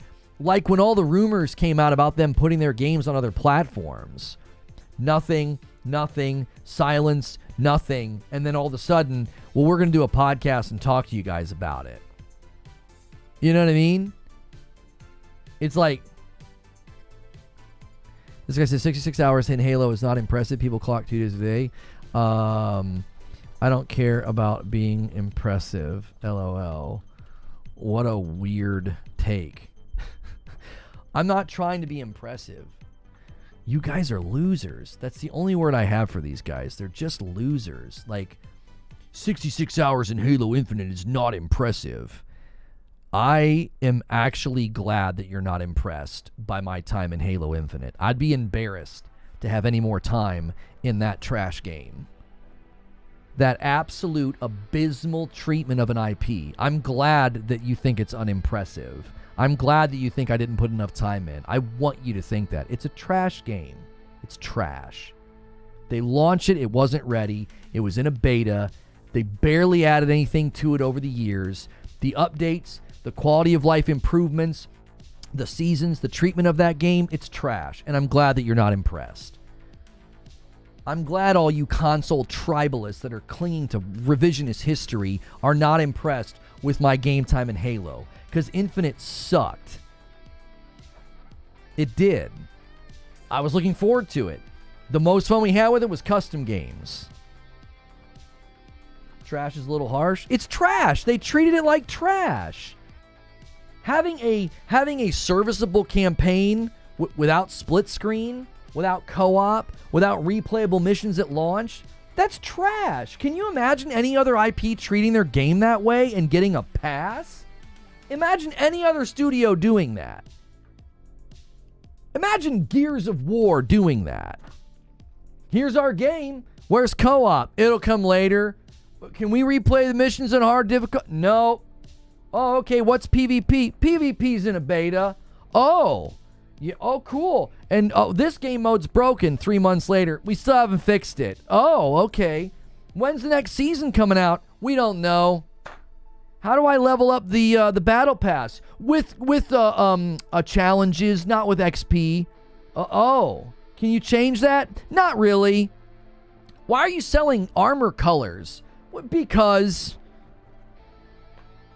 where's Forge? It might come later. They treated that game like trash, and the fact that people are like revisionist history, acting like it was great. Because you got a good Metacritic score on the campaign. If anybody else treated their IP that way, they'd get cooked. Not consumed, like, oh, this is good, thanks, give me more of that. Freaking embarrassing, man.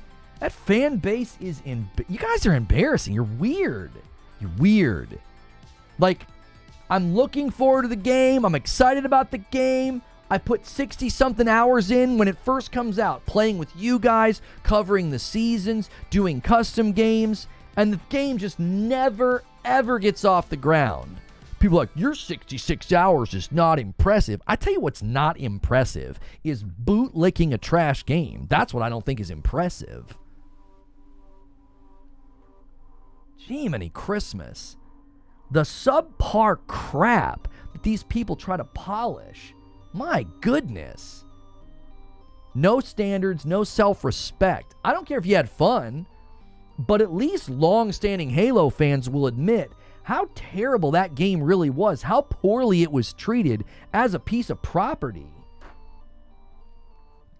Like, I'm done entertaining delusion. You're delusional.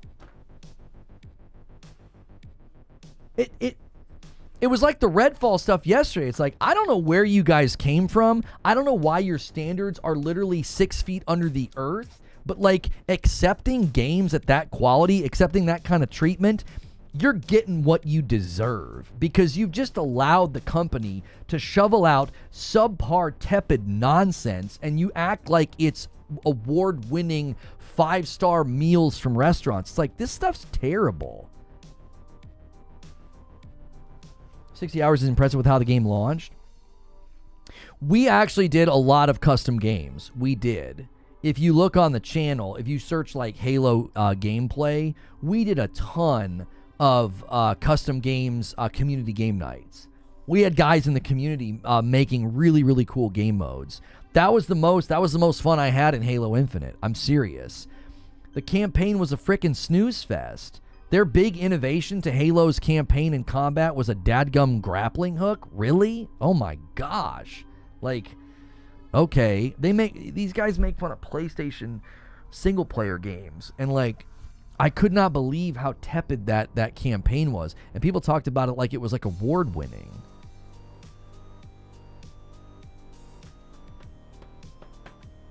I don't get it. I don't get it. I don't think I've ever been more pleased to be disliked by a group of people.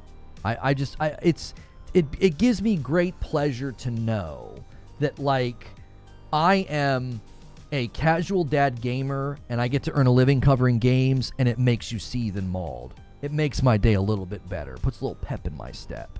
That you're upset that I don't play enough games. Good. Live in a state of jealousy and anger. That doesn't do anything to me. Like, I've never been more happy to be disliked by a group of people. It's like, you're so embarrassing. You're so weird and just unappealing. It's like, I'm glad that you think that, because then I don't have to put up with you.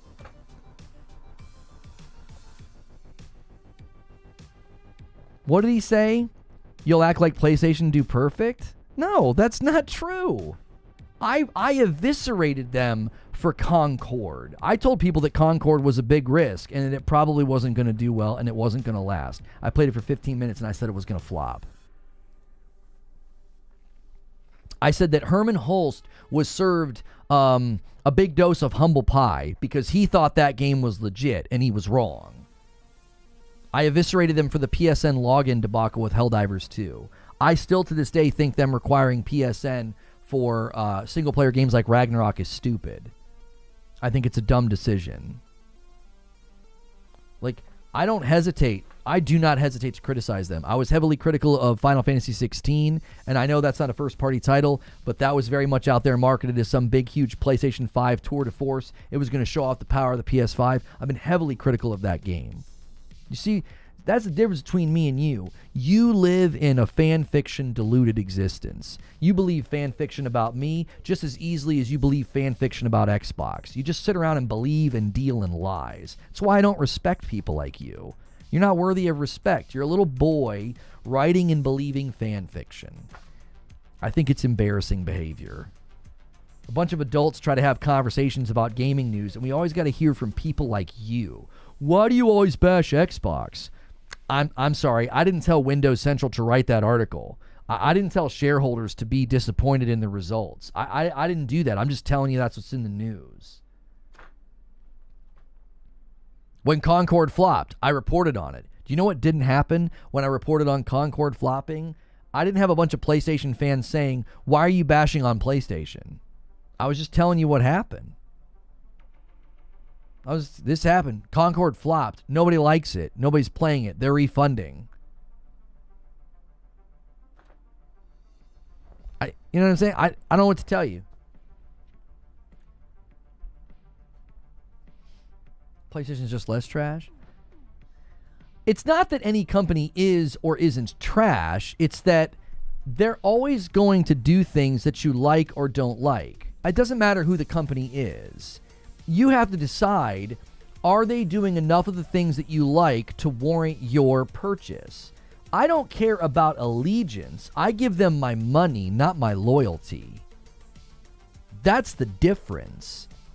I wasn't loyal to Xbox or PlayStation when I started playing Destiny and Fortnite on PC. I didn't have any loyalty to those brands. I give you my money. I don't give you my loyalty. That's why I think in terms of value and quality. Why? I'm not viewing anything through the lens of loyalty. It's like, is it good?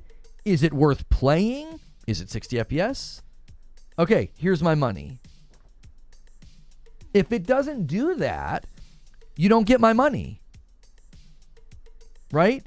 That's the difference between thinking like a consumer and a loyalist. Like, I don't think like a loyalist. It's like, no, I'm going to give you my money. I'm not going to give you my loyalty. I don't care if I have people that watch this channel that work for PlayStation. And do you think I win points and I'm going to get codes and I'm going to get good treatment and I'm going to get love from PlayStation when I talk about things they do and I call it stupid? You think I'm winning points with PlayStation?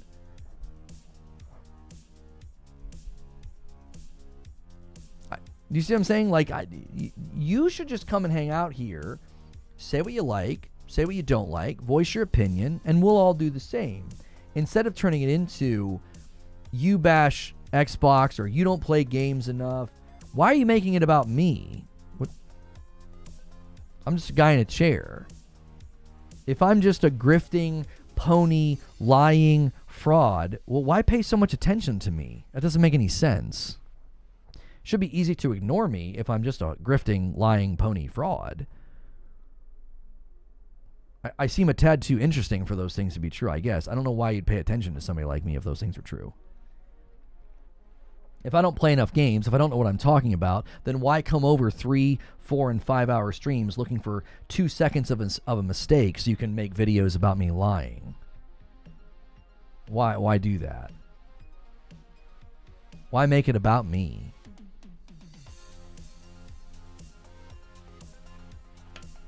My loyalty is being rewarded with free Game Pass or whatever I want to put those hard-earned points into. Yeah, I think anytime anybody explains why they enjoy something, I can immediately get into a headspace of understanding. Like if somebody said, I'm having a hard time switching or I'm having a hard time moving away from Xbox. Even if somebody told me they're having a hard time justifying buying a Pro because they're so invested in PC. The minute somebody talks like that, I'm like, oh, I can understand you. We can have an understanding. We can be friends. We can be peers. But the minute somebody goes into this weird loyalty-driven stuff, I'm like, I don't even know what the frick you're talking about. I that's why I'm immediately always like repulsed by it. I'm like, I don't know what you're saying. Like the people that were defending Concord, the people that are out here angry that Concord failed and Marvel Rivals is doing well, man, those people don't make any sense to me at all. I'm like, huh? I'm like, good golly. I think you can separate the two. I think there were people that genuinely enjoy Concord, but you can separate your enjoyment of it and say, yeah, the market didn't like it. And there were reasons it didn't like it. Good Lord, there were reasons that people didn't like Concord. Like, I think that was probably the biggest shock to me, was seeing people that were like grumpy and a little butthurt that like Concord flopped and Marvel Rivals is soaring. I'm like, do you have eyeballs? Have you ever played a video game before in your life? They're not even in the same league, bro. Like, they're not even in the same league. You put out a trailer of like Squirrel Girl and everyone's like, Are you seeing this, bro? Like, are you seeing this, bro? And then they're playing, and it plays well. It's tight. It's got good abilities. It's got satisfying ultimates. It's familiar in all the right ways. Like I say in my latest video, you know, Marvel Rivals Unrivaled. That was probably the weirdest. That was probably the weirdest development to come out of all this. Is people like, I don't get why people didn't like Concord, but they'll like Marvel Rivals. I'm like, they're not even in the same league, bro. Not bashing on the Steam Deck, but ever since I got it, it's been hard for me to get back on my PS5 or Xbox because of the modding community in Left 4 Dead 2. Curse you, Valve. Yeah, I've never been big on modding, so that's never been an appeal to me. I get why people like it, but it's never been a big thing to me. Guess we're not getting the Nintendo Switch 2 reveal tomorrow. The analyst I saw this morning was that we would probably get an announcement from them around 5 or 6 o'clock Eastern. Around 5 or 6 o'clock Eastern is when we should.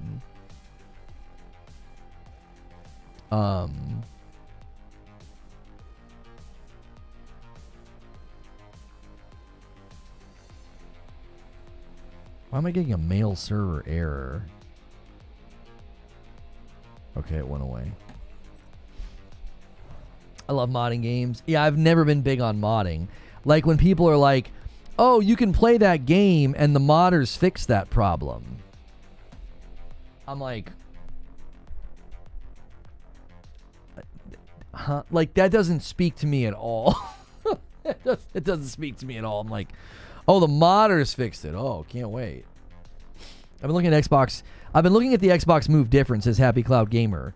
If everything is an Xbox, Microsoft doesn't need to sell anything of hardware, and they're still getting huge profit. And some will buy a console just for Game Pass. Well, Happy Cloud Gamer, I mean this with respect. You are like 2 years late. Like myself and others, there were other people that predicted this well before me. I got bashed for the last 2 years for saying that that's what they were pushing for. They were going to push into a software publishing strategy because they're going to make more money doing it. Like, I think you are correct. I think your assessment is exactly right. You're a little late, but at least you're correct. Like, especially with this hardware situation with not being able to get Xboxes in certain regions, I don't know what the frick's going on. But if it's anything like the last couple of things they've done, we won't know until they finally come out and say something. I'm behind on the news. Is the Oblivion Remake a legit Bethesda project? I can't quite figure out what's going on. It's coming from a company called Virtuos, and they're remaking the Elder Scrolls in Unreal. I don't exactly know how they got the rights to do it. They're just a dev company. So I don't know if Microsoft tasked them to do it. Was this something that was this a contract or something that was agreed upon before the acquisition? I don't know. I really don't know. Here's the interesting thing about the Oblivion remake. They're remaking it in Unreal 5. We're going to get a taste of Elder Scrolls in the Unreal Engine. I don't know, man. That makes me think people are going to feel and think and look a certain kind of way at Elder Scrolls 6 if it comes out in the Creation Engine. I don't have any confidence in the Creation Engine at all. I don't. I do not have confidence in the Creation Engine to deliver a game that feels good and looks good 4 or 5 years from now. I just don't have any confidence in it.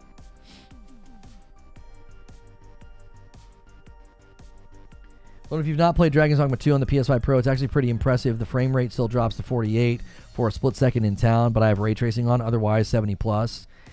I know it's a stout game and a thick game. I don't know if I can get to it in the backlog. I'm 60% through Plague Tale Requiem and really enjoying it. Potential offloading the way Sony does with Blue Point. Right, Dog Pound. Has there been... I guess that's my question. We didn't need to find out about Blue Point doing that from leaks and stuff.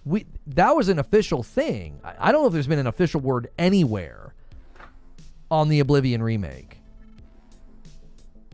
I really don't. But if you get Elder Scrolls 4 in Unreal 5, and it's not just going to be dressed up and prettier, they've redone systems, stamina, blocking, all this. Blue Point only did one remaster, though. It was a remake, but yes, it was the Well, maybe you're thinking of something different, Brett. I'm not sure what you're thinking of. If you're thinking of Dragons, oh my gosh, if you're thinking of Demon Souls, not Dragons, Demon Souls. If you're thinking of Demon Souls, that was a full-on remake. To be fair, nobody had confidence in the Creation Engine 5 years ago. The remake of Oblivion got leaked last year. The development started under Microsoft. At least that's what Maddie Plays has claimed. Okay, so Maddie's claiming it's under Microsoft. Okay, I'm telling you, that's going to be really, really interesting if that comes out and it looks sharp and it looks awesome and it feels modern. I don't know, man. Forget my ignorance. Did the updated Xbox models go on sale yet? The Terabyte and Starry versions? I'm not sure, Zubair. Christopher Burnett. I read several articles that said Microsoft CEO Satya almost considered shutting down Xbox until deciding to buy more studios in the hopes of getting Game Pass. Yes, that came out from some shareholders and guys that manage portfolios that own a lot of stock in Microsoft. Yeah, apparently they considered shuttering the division, the gaming division. They considered doing it in... They considered shuttering it in 2021. They did. Let's do this.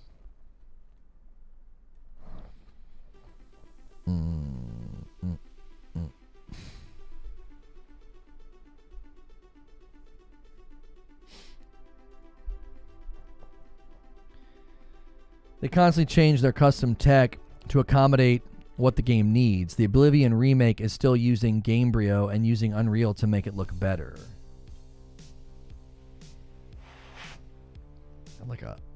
I'd like an eyelash on my glasses. 100 million subscribers by 2030. If they stop making the old models and the new models aren't out yet, that could explain the drop in stock. I just have no idea of the actual timetables. I thought the new models got out in time for holiday, Zuby. The Oblivion was a game I remember buying for the Xbox 360. And the week I did the key for my first house in an age 18 years. I'm not sure what that the second half of that fell apart. In the same week, I got the key for my first house. Oh, okay, you were 18. You got your first house at 18? Someone in chat said, check Tom Warren. What did he say? I'm assuming he might be... Did he write an article or commentate on the... layoffs? Never change. Microsoft.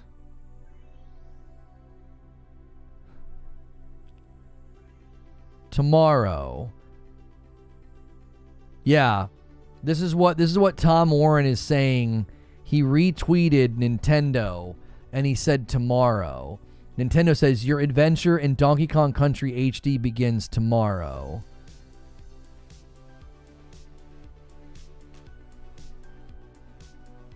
Available January 16th.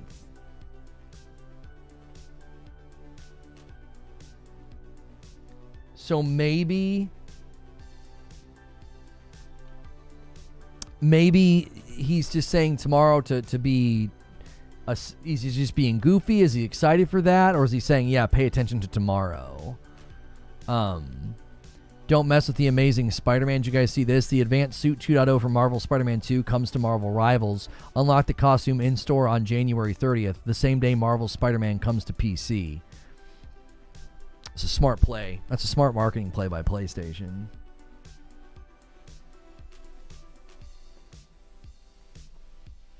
You're right, Lono. It was released in October. Scratch my theory. Yeah, I thought the new Xbox models got ramped up for holiday because I remember people saying, you know, Sarah Bond had said, we've got some exciting new things coming this holiday. And, like, that was it. And it was sort of like, really? I was lucky to have a dad learning me to work early. Really? Well, that's a great dad right there. Jiminy Christmas. I'm just hoping to be able to, like, help my kids get a car when they need one. Good golly.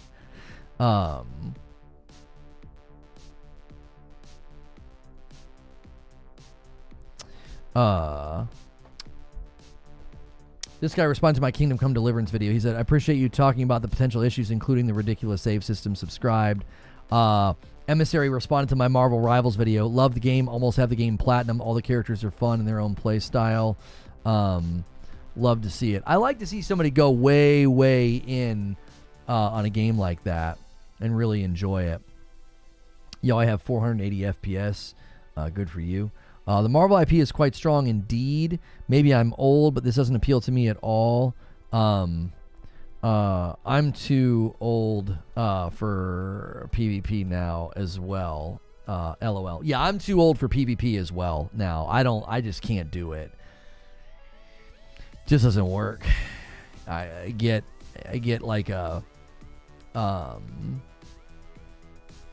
don't even know what it is. It's like my brain disengages almost immediately. It's like, yeah, I did this for over a decade. I'm good.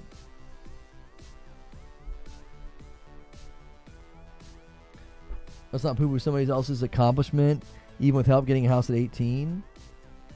Yeah, that's what I'm saying, man. I'd be really appreciative of your dad. He set you up, you know. That's a huge advantage. You know? That's like getting your inheritance while he's still alive, like having him help you get a house. Like, that's big.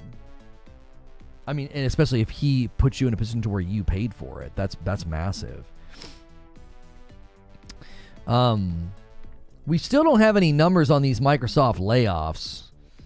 Not seeing anything. And Twitter is once again doing that thing where it keeps saying I have a notification and then there's nothing there. God of Thunder says, I said that the Xbox Series X's are being made to order and damn near nobody believed me. You know what? If you would have told me that, God of Thunder, I would have believed you. Yeah. I would have believed you. Because when they constrained the production of the Series X so that they could use them for cloud server blades, it was clear that something else was going on. Like, imagine hearing that Nintendo or PlayStation did that. Imagine seeing an internal email and you learned that, like, Nintendo and PlayStation started distributing less of their consoles so that they could use the consoles for something else. You'd be like, wait, what? Why would they do that? It would be really, really weird. And I don't think people really saw how much of a shift that was.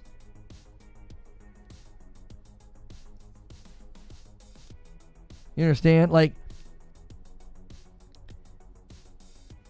it was like when little tectonic shifts happen under the water and you can't see them and they're not that noticeable, but then it leads to a tsunami, right? That's kind of what that felt like. It was like, wait, what? Internally, they constrained the distribution of Series X's for server blades? Why would they be doing that? And then you look at everything that's come since then. It's like that was kind of the beginning of something is changing over there in their approach. Something's going on. Okay. Well, then you look at now being like, oh, it's hard to get an Xbox.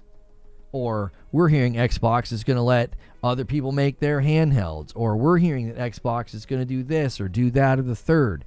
And I think that makes it understandably a little confusing for people to say, well, wait, should I continue investing in this or not? Like, am I gonna continue to get hardware? Am I gonna continue to get consoles? I think it's fair to ask those questions because this feels like another one of those times where we'll get an answer from Xbox soon. They'll finally come out and say, like, oh yeah, this is our plan for future hardware. Doom is now playable in a PDF file. Yeah, I saw that. Crisis Next, that's right.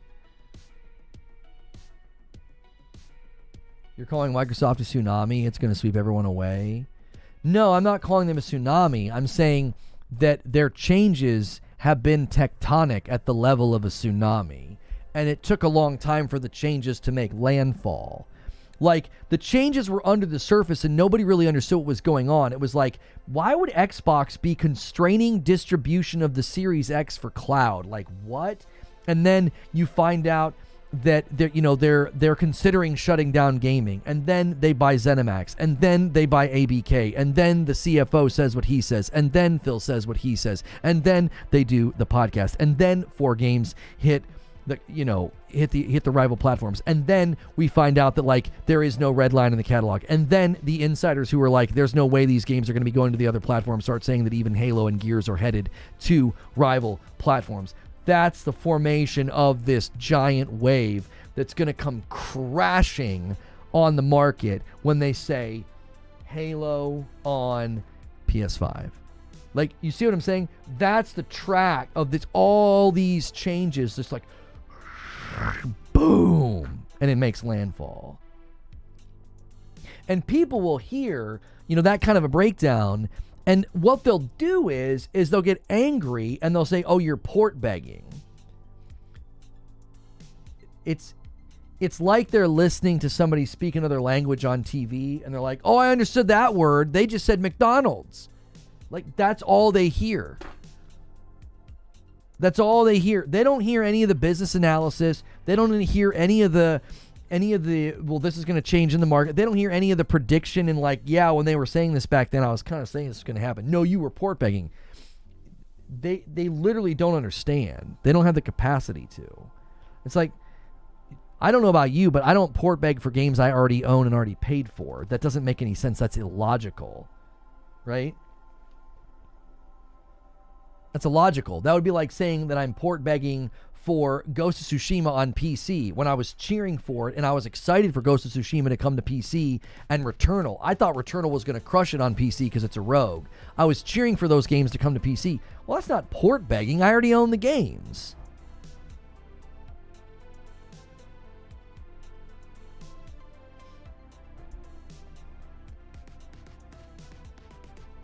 Here, let's take some questions from you guys. Thankfully, we haven't had any issues for a while. Knock on wood. Hopefully I didn't just jinx it. Here's a question from Citizen JV. He says, what do you think the Xbox Developer Direct will announce? Maybe Halo Master Chief Collection or Gears of War, perhaps? Well, we already know mainly what they're going to be announcing. The surprise is a brand new game from a long-standing Japanese franchise. So that I don't think there's going to be any other surprises though at the event. I don't think they're going to like suddenly come out and I don't think they're suddenly going to come out and be like, and also here's a game going to PlayStation. I don't think they're going to do AMA or nah. I mean, I don't know. We're 14 minutes away from 1 o'clock. We haven't hit. Did I gift the 5 that I owe you guys? If you guys want to extend, we're gonna need some saviors to come out of the woodwork. Let's see here. I didn't do the 5 that I owe you. I owe you guys 5.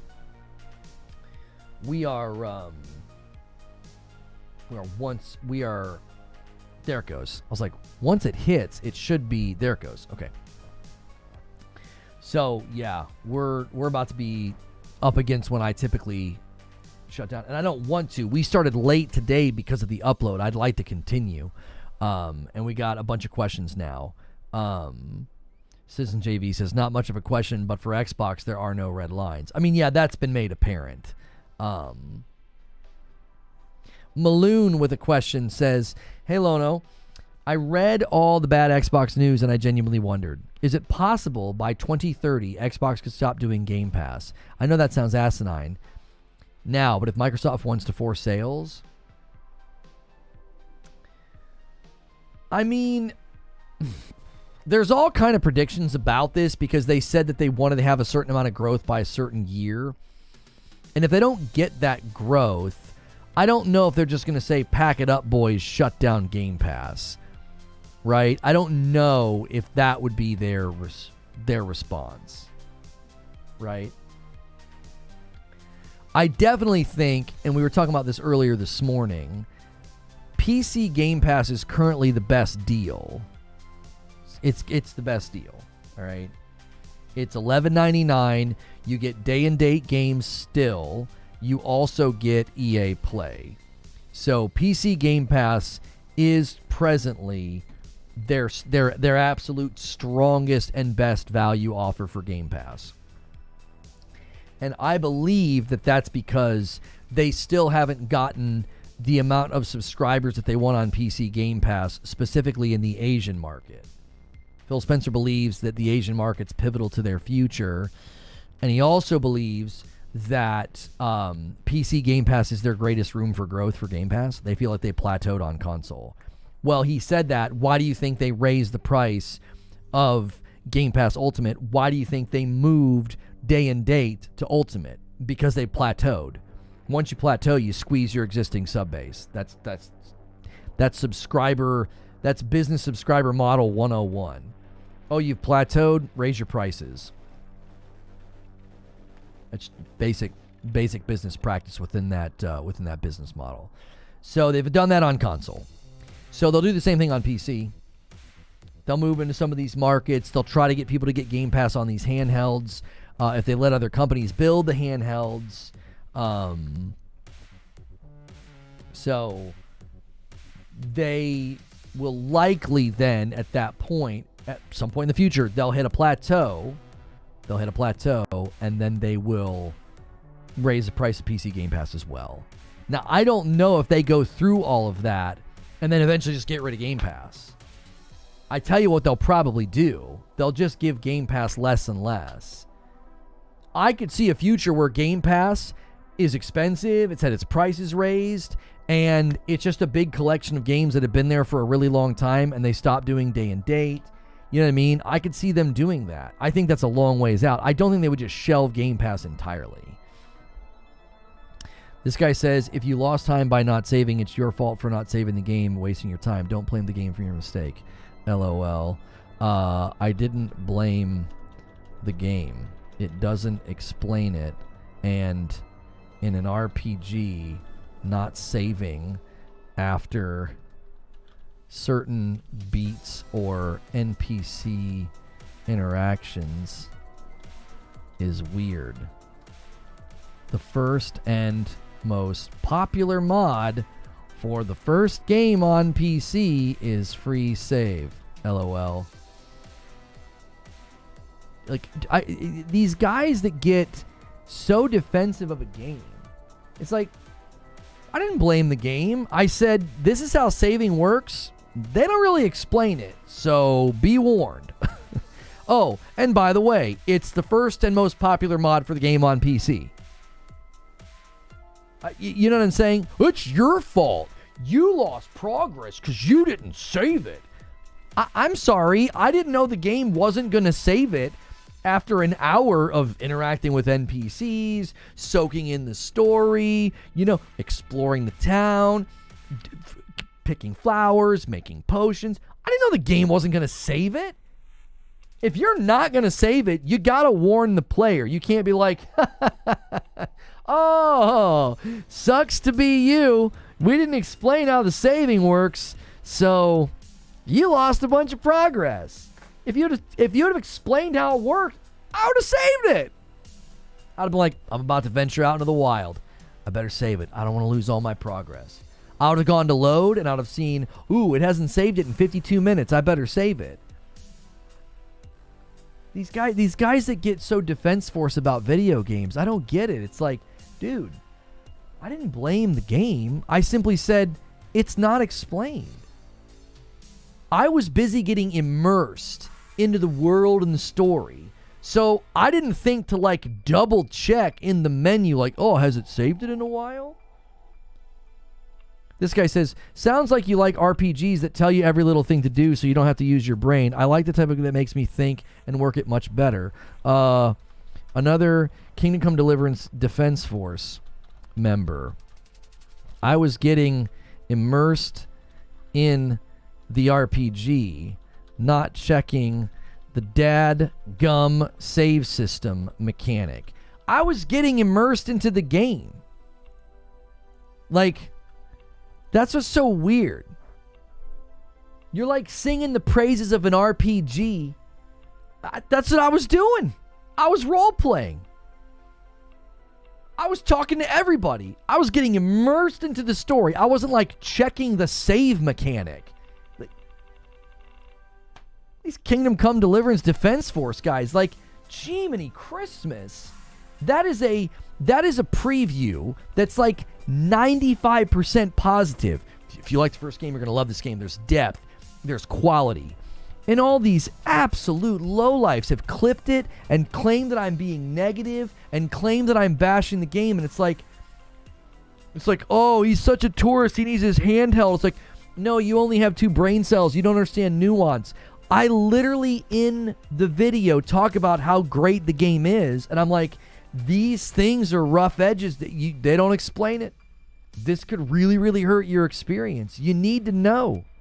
You need to know how this game works. They're like, yeah, you just want a game that explains everything to you. I'm sorry. I wanted the save mechanic explained to me. The horror of being like, if you're not going to save the game regularly for the player, you might want to tell them that.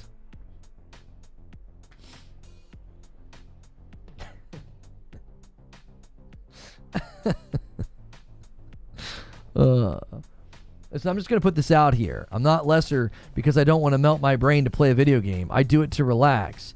That's what I'm saying. I was getting immersed into the game, and that was a huge setback. It was like, all those conversations, getting to know the shopkeep, learning about the town, learning about things that were in the area, and all it was putting waypoints on the map. You took all that from me because you couldn't take 5 seconds to be like, you're about to leave town and you haven't saved it in a while. Here's how the save system works. Oh, thank you. That's all you had to do. And then I've been like, oh, cool. Cool. Thank you for explaining a mechanic to me. You don't need to explain how the bartering and the haggling works. It's pretty self-explanatory. They have these big, giant pop-ups. You know what's funny is these guys are hilarious. Where do you play the game?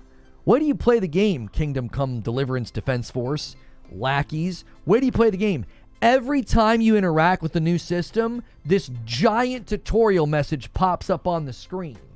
You must only like to play games where everything's explained to you, because that's what this game does. They're like, here's how persuasion works. Here's how bartering works. Here's how they call it haggling. Here's how haggling works. Here's how your reputation works. Big, giant, full, multi-page tutorials on how the systems in the game work. But they don't do that with saving. So you get sucker punched and you lose a bunch of progress. That to me is you're just breaking player expectations. It's like every time I encounter with something new, it explained it in great detail. I'm talking paragraphs of explanation. So the grand irony is that these guys that are coming to the game's defense are like, it sounds like you just want a game that explains everything to you.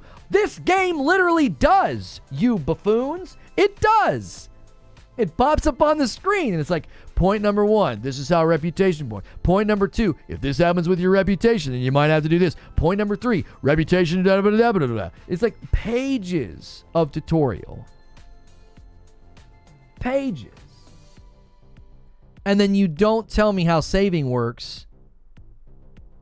So it's like an hour of my life just like gone. Lono knows exactly how much reading he avoided. It was a lot. That's what ticked me off about it, Zuby. You guys know that I don't like reading. I carefully read everything.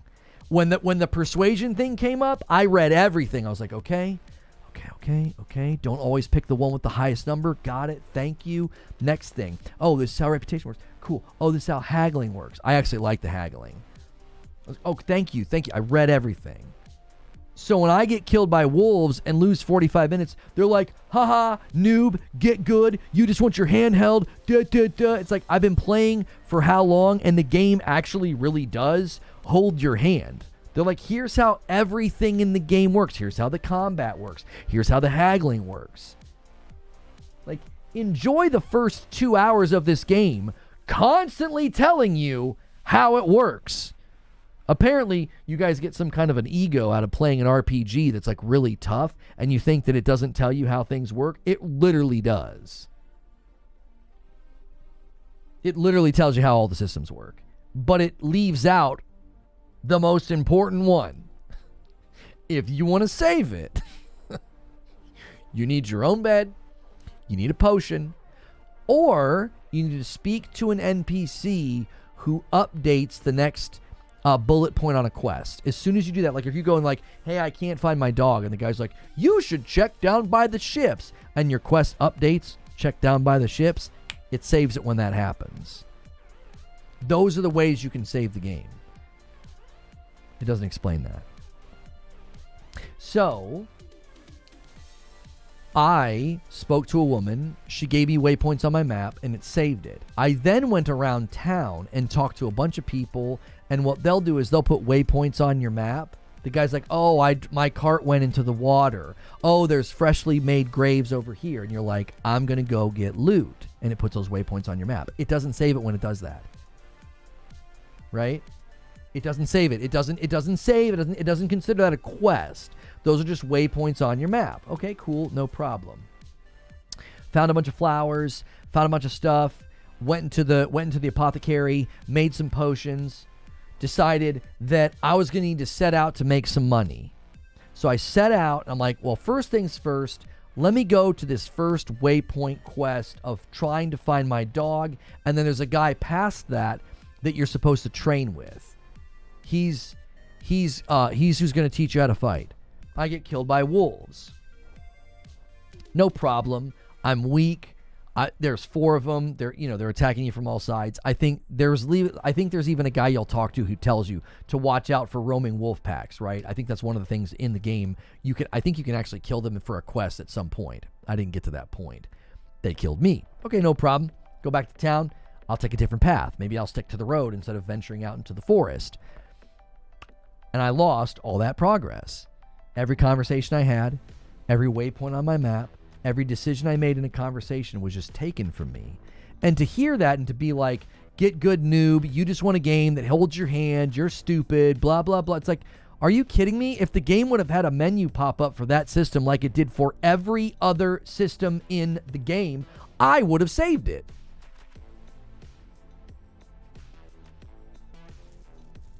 Call me basic. I actually appreciate a game telling me how to play it.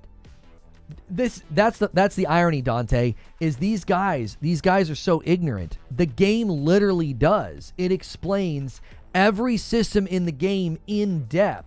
So they're acting like this is some hardcore RPG that doesn't explain anything when it literally does. The only thing that's hardcore about it is combat's very punishing.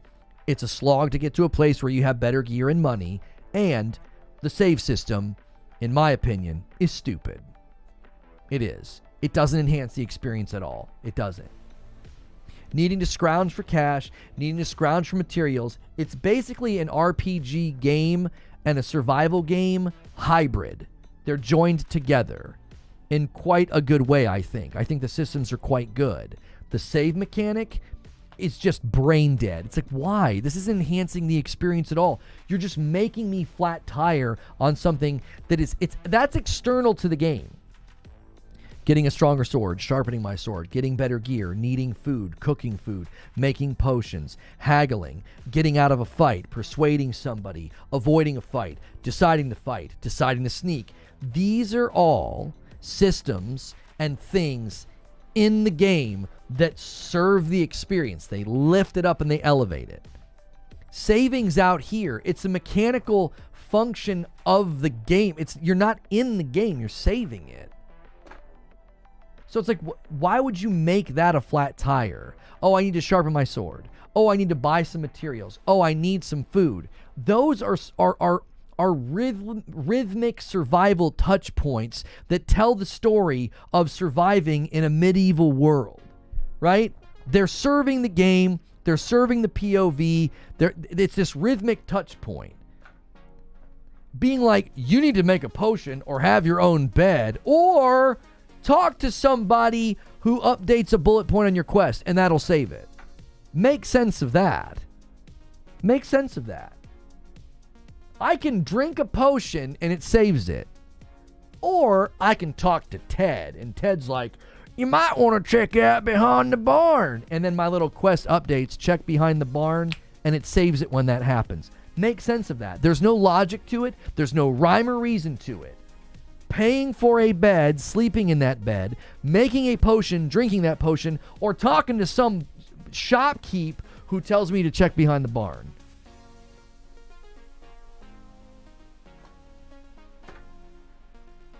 There's no rhyme or reason to that. There isn't.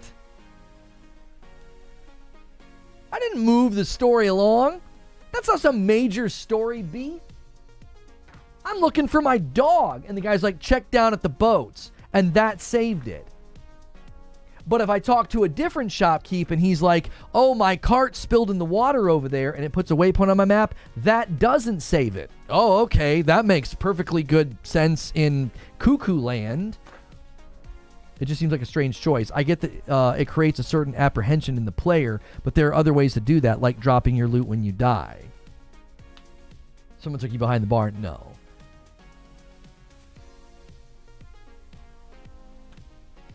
It's weird. It's weird, Zuby. All right, I'll tell you what we're going to do. I'm going to give you guys 26 minutes. We're going to go to Green Room at 1:30. 26 minutes. You can extend if this hits 200. We are super far behind on the week. The big boys are taking the week off maybe. That happens sometimes. We can rally without them. We've done it before. You can also super chat. We need 3 more super chats for that goal, and then I'm going to gift a member when you do that. It makes confetti in the chat. If you haven't checked out the latest upload about Marvel Rivals, be sure to do that and leave a comment. And you guys can extend the stream. And while we're seeing if you guys are going to extend the stream, Pac-Man on a Bike says, parenting question. You said your kids watch Disney movies and shows pretty regularly. I don't think I said regularly, but you only let them game a few hours a week. I feel like gaming is more engaging. Why did you decide that? I don't think you understood what I was saying. Maybe I did say regularly, but that's like, when I say that, I mean like once a week. Like once a month we go date night and they get to watch a movie with the babysitter. And maybe once a week my wife will have an appointment and they'll get to watch a movie.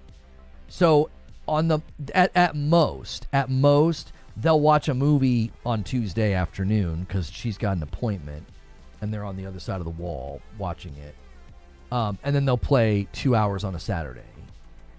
They're not like daily watching shows. You might have just misunderstood what I said. This morning coffee, you mentioned it. Yeah, I wasn't indicating that like, oh yeah, they watch shows and movies every day. No. It's once a week she'll have an appointment and they'll have to watch a movie. They'll go 2 or 3 weeks and not watch anything because if she doesn't have any appointments, and we only do the babysitter once a month. So at most, they'll have a week where they get to like watch a movie or some shows, and then Saturday is video game day, and it has a noticeable effect on them. It super has a noticeable effect on them because it's just so stimulating. They'll be like having a go at each other. They'll be more apt to be grumpy. They'll be more apt to complain and not want to do stuff. Yeah. Shows and games are just like, whew, you gotta be real careful with them. Is it related to Quest being time sensitive? I heard one started, if a quest giver says tonight and you for a day, and you mess around for a day and you return, he'll have done the quest without you. Yeah, there are time sensitive ones. The game glitched on me. The barmaid said, can you serve these guys? I don't want to serve them. And I was like, sure, I'll do it. And I went to the marker in the table and they weren't there. The game like glitched out, like it didn't put them at the table. So I was like, I don't know what's going on. I go back to her and she's like, have you done it yet? And I'm like, they're not at the table. So I'm like, I have an idea. I was like, I'll advance time for an hour and maybe it'll spawn them. It'll reload the instance, it'll spawn them. I advanced time for an hour and she's yelling at me. Why didn't you give them their food? And I was like, huh? So it was probably some kind of a glitch. They have since pushed out at least 2 patches for the game. I believe now there's a performance toggle and a quality toggle in the settings. But yeah, it glitched out. They just weren't at the table. And I was like, oh, whoops, sorry. So there are definitely situations that are time sensitive. This is what it feels like to be ignored by Lono. What are you belly aching about? You missed my renewal? Troll the VIP says, I'm signing up to be on the Kingdom Come Deliverance Defense Force. That moves the total to 153. You guys have 22 minutes to extend the stream if we hit 200. And Retro with 2 months of membership says, 2 months, love your content, and as an Xbox fan for 2 decades, good or bad, I appreciate your coverage of the news behind them. Retro, I don't think I thanked you for that renewal. Thank you so much, Retro, for 2 months of memberships. If you guys want your membership to count towards the goal, it's got to be Member Plus or a VIP. I've gotten this question a bunch. If you could have any game remade to modern standards, what would it be? My answer's never great here. I think I usually say Super Metroid. And if you get it to the level and fluidity of like an Ori game, because some of those older games, those older platformers, those older Metroidvanias, they feel really rigid. So I would love like a Super Metroid, dressed up, spruced up, graphicked up. Yeah, I would like that. I always have a hard time picking because a lot of the times older games I'm not too keen on. I'm not too like, oh man, I absolutely wish this game would come back. I'm usually like, yeah, I enjoyed it back then. I'm good. I don't want to play that again. That's just been my general vibe. Zach Johnson says, Are you going to be purchasing a Switch 2? What would be the advantage of it that you're looking for? I actually don't care about performance when it's a handheld. That sounds weird, but I don't. I'm not at a place... I didn't like Metroid Dread. It was like Metroid Fusion. It wasn't like Super Metroid. I wanted to go back to it, and I tried to go back to it, and I would have needed to start fresh. It's a very different style Metroid game. I want a Super Metroid. I want like an Ori or a Hollow Knight style Metroid. Metroid Dread was more adjacent to Metroid Fusion. It wasn't my kind. It was very different. I didn't like it. I loved Ori and the Blind Forest, Ori and the Will of the Wisps. I loved Hollow Knight. I loved Sundered. I'm looking forward to playing Nine Souls, which is almost like a Sekiro kind of a Metroidvania platformer. Like, I did not like Metroid Dread because it was more like a game that I'd never played before. The sneaky, stealthy, and people were like, "Oh, it gets better. You'll get better at those sequences." Maybe if I went back and played it from the very, very beginning, because I did start to feel like I wanted to keep playing it, but when I went back, I couldn't remember anything. I hadn't played it in like a month, and I was like, I'm going to need to start all the way over. So, that could be a backlogged Nintendo game if the Nintendo Switch 2 boosts performance and graphics in games like that. But the question about, like, am I getting a Switch 2 and what do I want? I do not care about performance on the Switch 2 undocked. I just don't care. If it's docked, I just need 60. If it's running, 1440 60, I'm happy as a clam. I don't need anything more than that. People are talking about it doing like 4K 60 and all that. I don't care about that. I don't. I really, really don't. If this upscaling patent thing that they did ends up giving me good performance, great. If we end up getting, backwards compatible games like Zelda, bumped to 60 and other things like that, I'm all about it.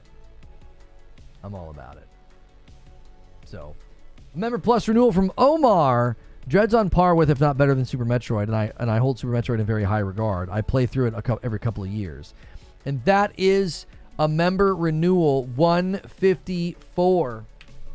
You guys we are once again in need of a Steam engine if you're going to want to extend. We did get hurt pretty bad by ingest server swaps earlier. I don't have any control over that. Question from Citizen JV. What are your thoughts on Atomfall? Do you still have any interest in it? I liked Fallout 4 at the time. I don't know if I feel the pull that people do for that vibe to the degree that I see. People are like stoked for Atomfall because they're like, oh, it's like Fallout. It's going to be like playing like almost like a Fallout 5 or something. I just don't see it. I don't see it in that light. I see it like, oh, this game looks pretty good. But the survival shooter with any emphasis on melee weapons instead of guns, usually that's going to get me to check out pretty quickly. Usually. I'm just going to check out pretty quickly. I'm gonna be like, yeah, no thanks. So, Atomfall looks fine. It just doesn't look like a game that I would want to play. And here's why. I know that game is probably pretty big, and I would imagine it's going to be a pretty lengthy play to complete it. And I just don't like games like that much. I'll be honest, I'm kind of burned out on first-person shooters, if I'm honest. I'm burned out on first-person games in general. I want to see my character. It's why as soon as I saw Marvel Rivals gameplay, I was like, that looks better than Concord. I've been playing first-person shooters since they were invented. The first one, Wolfenstein 3D. I've literally been playing them since the very first one ever made. And I feel like I've gotten to the point where I just don't know. They just don't do anything for me like they used to. The gunplay's got to be incredible. The experience has got to be incredible. The minute you start putting melee weapons in my hands, I remember I didn't like that in any of the zombie games.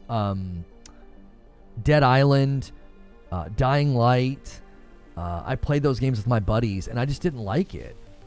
I don't know. VR's kind of ruined flat first person for me. Oh, I can totally see that, Eugene. Being able to turn your head and aim freely and stuff. Cyberpunk was probably the last first-person shooter that I can think of that I really, really liked. Because if I think about the games that I liked, like my top 10 games of 2024, Helldivers, third person, Ronin, third person, Astrobot, third person, Last of Us, third person, Deep Rock Galactic, Survivor is top down, Vampire Survivors, Space Marine 2, you know. I don't know if there's a first person game that I've been like geeked out about for a long time. I just don't think so. Cyberpunk Phantom Liberty might have been the last time I really enjoyed a first person shooter.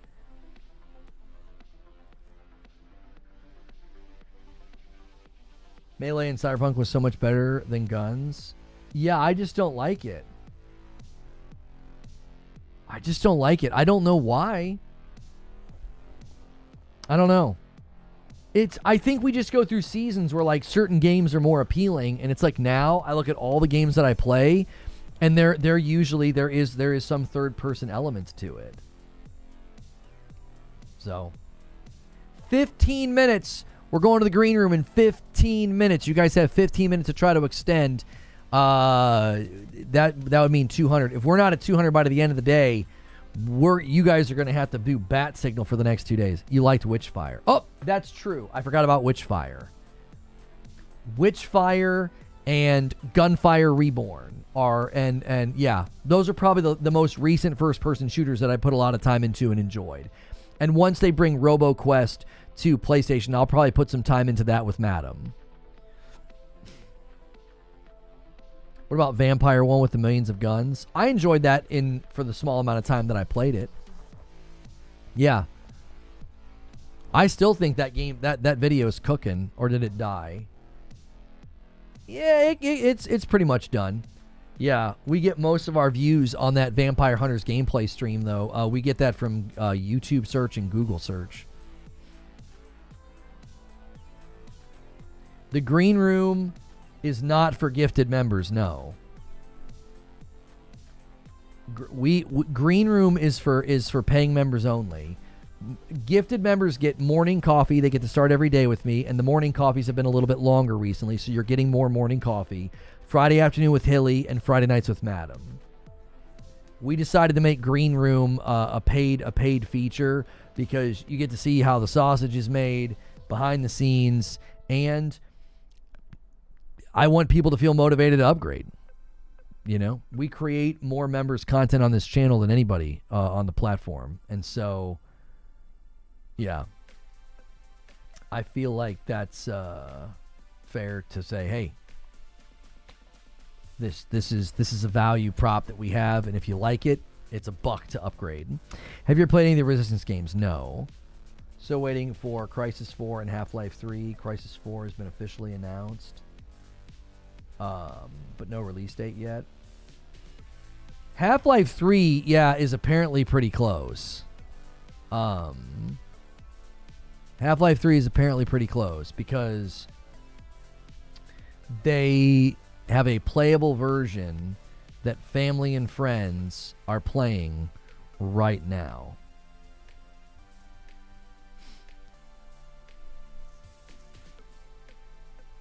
Did you sign up for Night Rain? No.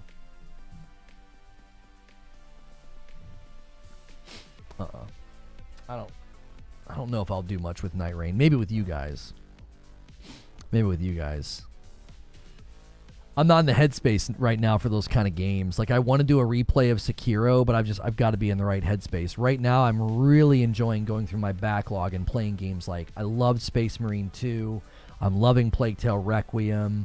I'm looking forward to trying out Nine Souls. I'd love to play through Death Stranding. Yeah. I'm in like a lane and a vibe right now where like certain games like Eugene keeps telling me to play Armored Core, and I'm like, I just am not in a headspace for games like that right now. I'm just not. Yeah. I'm trying to think of some of the other backlog games that I played recently and completed.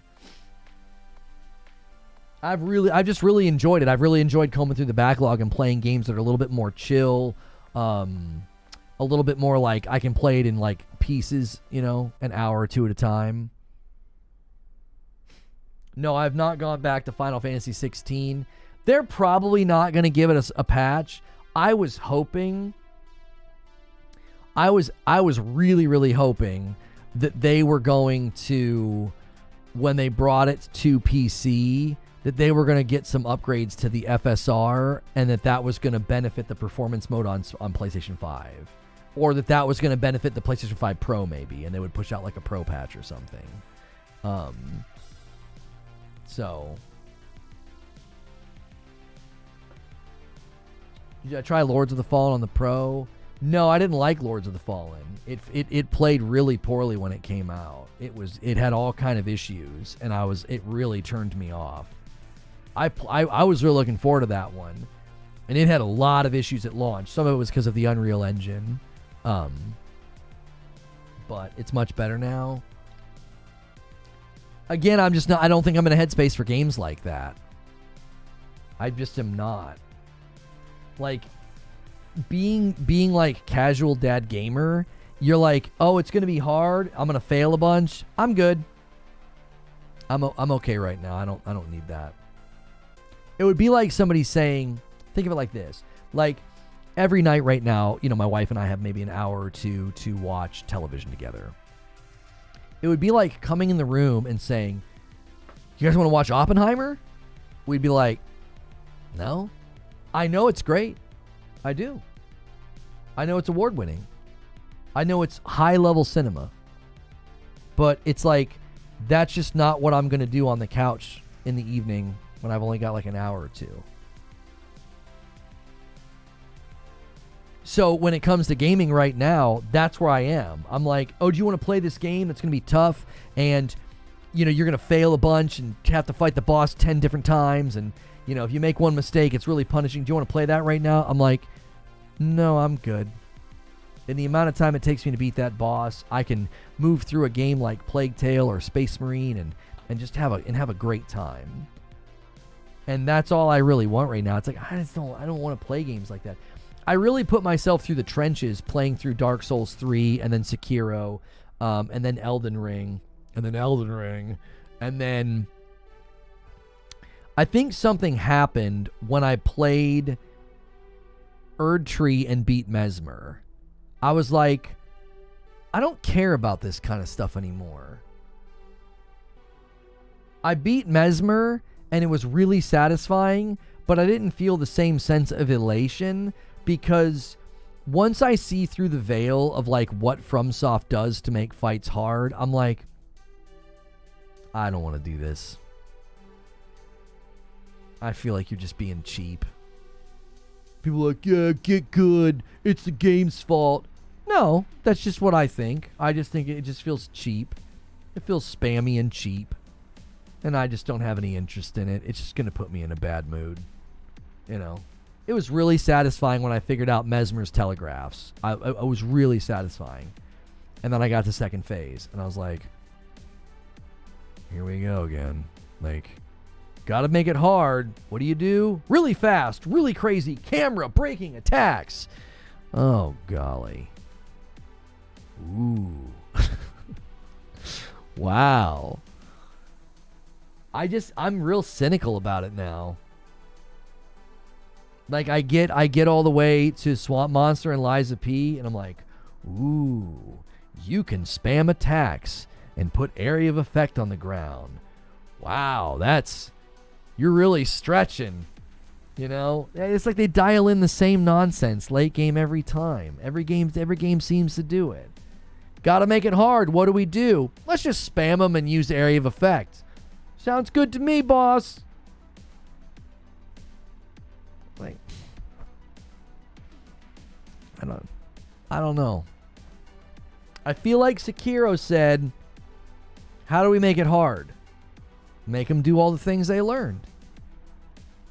Make them do all the things they learned.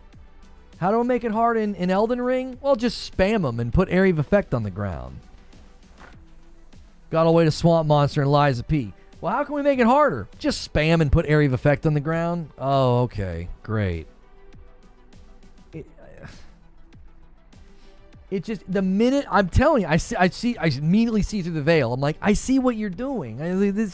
all the way up to now, that you've been getting me better at this or better at that, or I've been investing in this, and you're like, well, now we're just going to hit you 17 times in a row, and there's going to be a puddle on the ground, and when you step in the puddle, you get hurt. It's like Moog. Second phase of Moog. What's he do? He's going to turn up the spam and the area of effect attacks. Great. Great.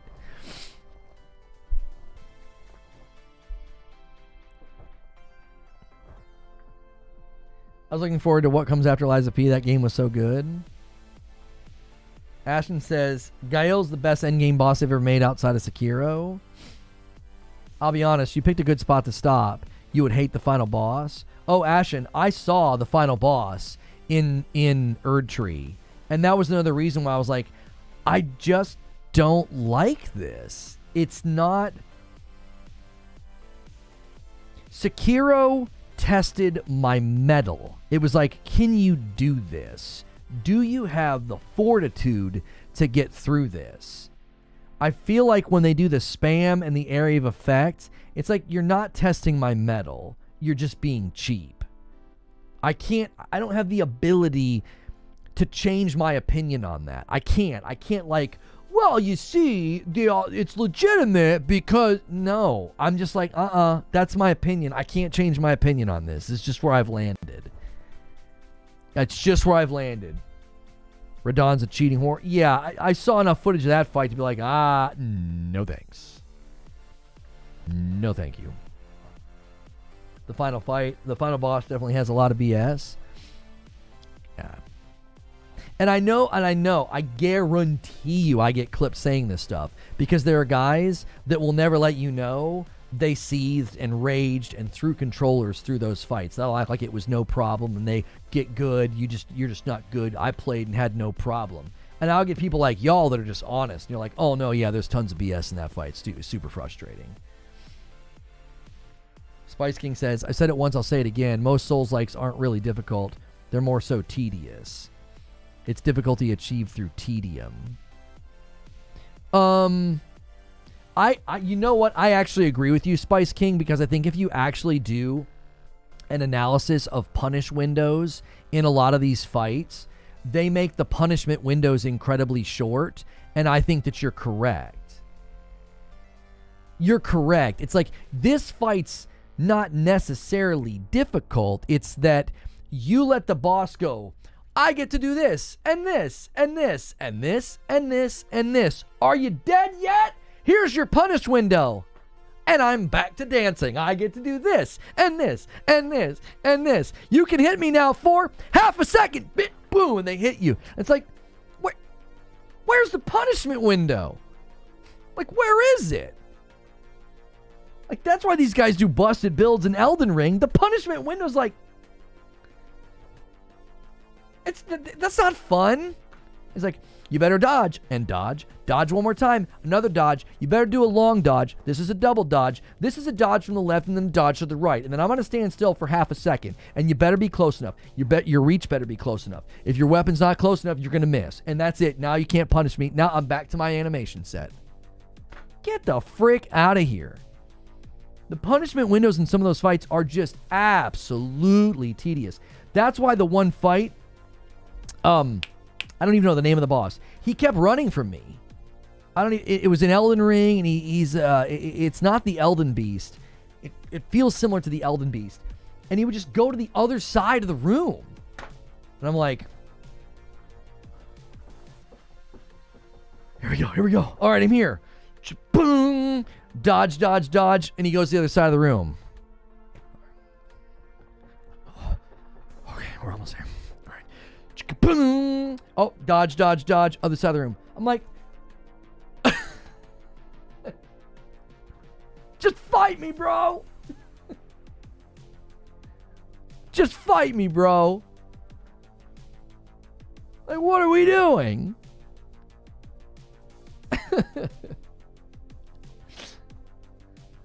The punishment windows in those fights, dude. It's like they get to dump an ocean of fire on the ground. They get to hit you, stun lock you. They get to do attacks 17 hit combos in a row, and they're like, I'm done now, it's your turn. Your turn's over, here I go again. I'm just like, bro, I'm good. That's not fun, man.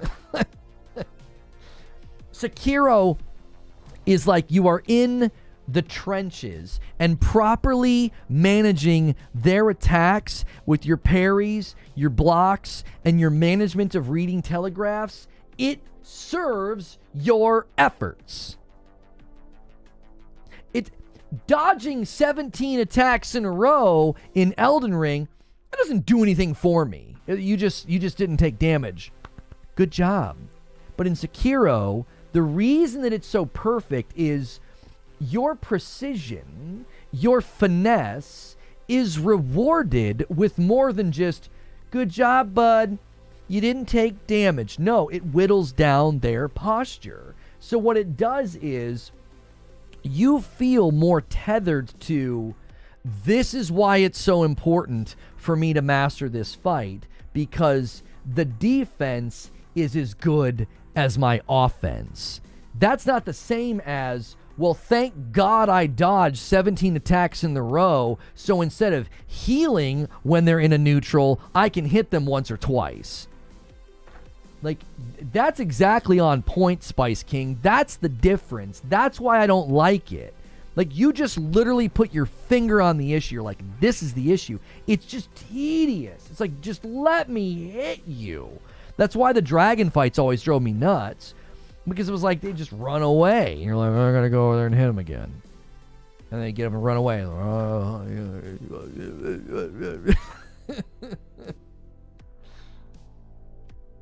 You should have tried the Sekiro block thing they added to the DLC then. I used that to fight Radon for the first time and it was fun. I used the thumbprint shield and used whatever the frick it was called. Guard counter. That felt really good in Mesmer. I would bust the crap out of him in that first half. It felt great. I wish I would have recorded it. When I finally beat Mesmer, dude, the first half of that fight, I felt like a god. Like, I knew I knew what he was doing. I was like, yep, that's a fake out. I was like, that's a fake out. I know what you're going to do. Oh, man, I loved it. I was busting him up. The snake part got a little funky. It felt a little RNG sometimes. Sometimes it felt really easy during when he did the snakes, and sometimes it felt really, really punishing. And I couldn't make heads or tails of what I was doing that made it sometimes super easy and sometimes not. And the one time I got him, I mean, I just blew him away. And I summoned as well. I would summon second half. I wouldn't summon in the beginning. So, get ready for a wave of nonsense to roll through. Here we go again. We received official confirmation that Kingdom Come Deliverance 2 has not been cleared to release in Saudi Arabia by the General Authority of Media Regulation. The reason is that it violates one of the terms of the classification of clearance systems in video games and the publisher's unwillingness to make required modification to the content. Oh, it has immoral scenes? They're saying it promotes the LGBTQ agenda? I'm assuming that's because you can romance anybody you want, right? Well, not anybody you want. I'm assuming that's because maybe, I don't know if I've run into any, I don't think I've run into any gay people in the game yet, but could be some. I don't know. All right, we got to go to Green Room.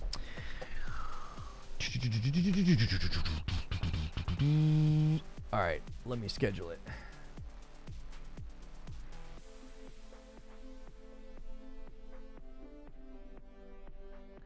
They have posture in Elden Ring, but going for posture breaks late game is suboptimal.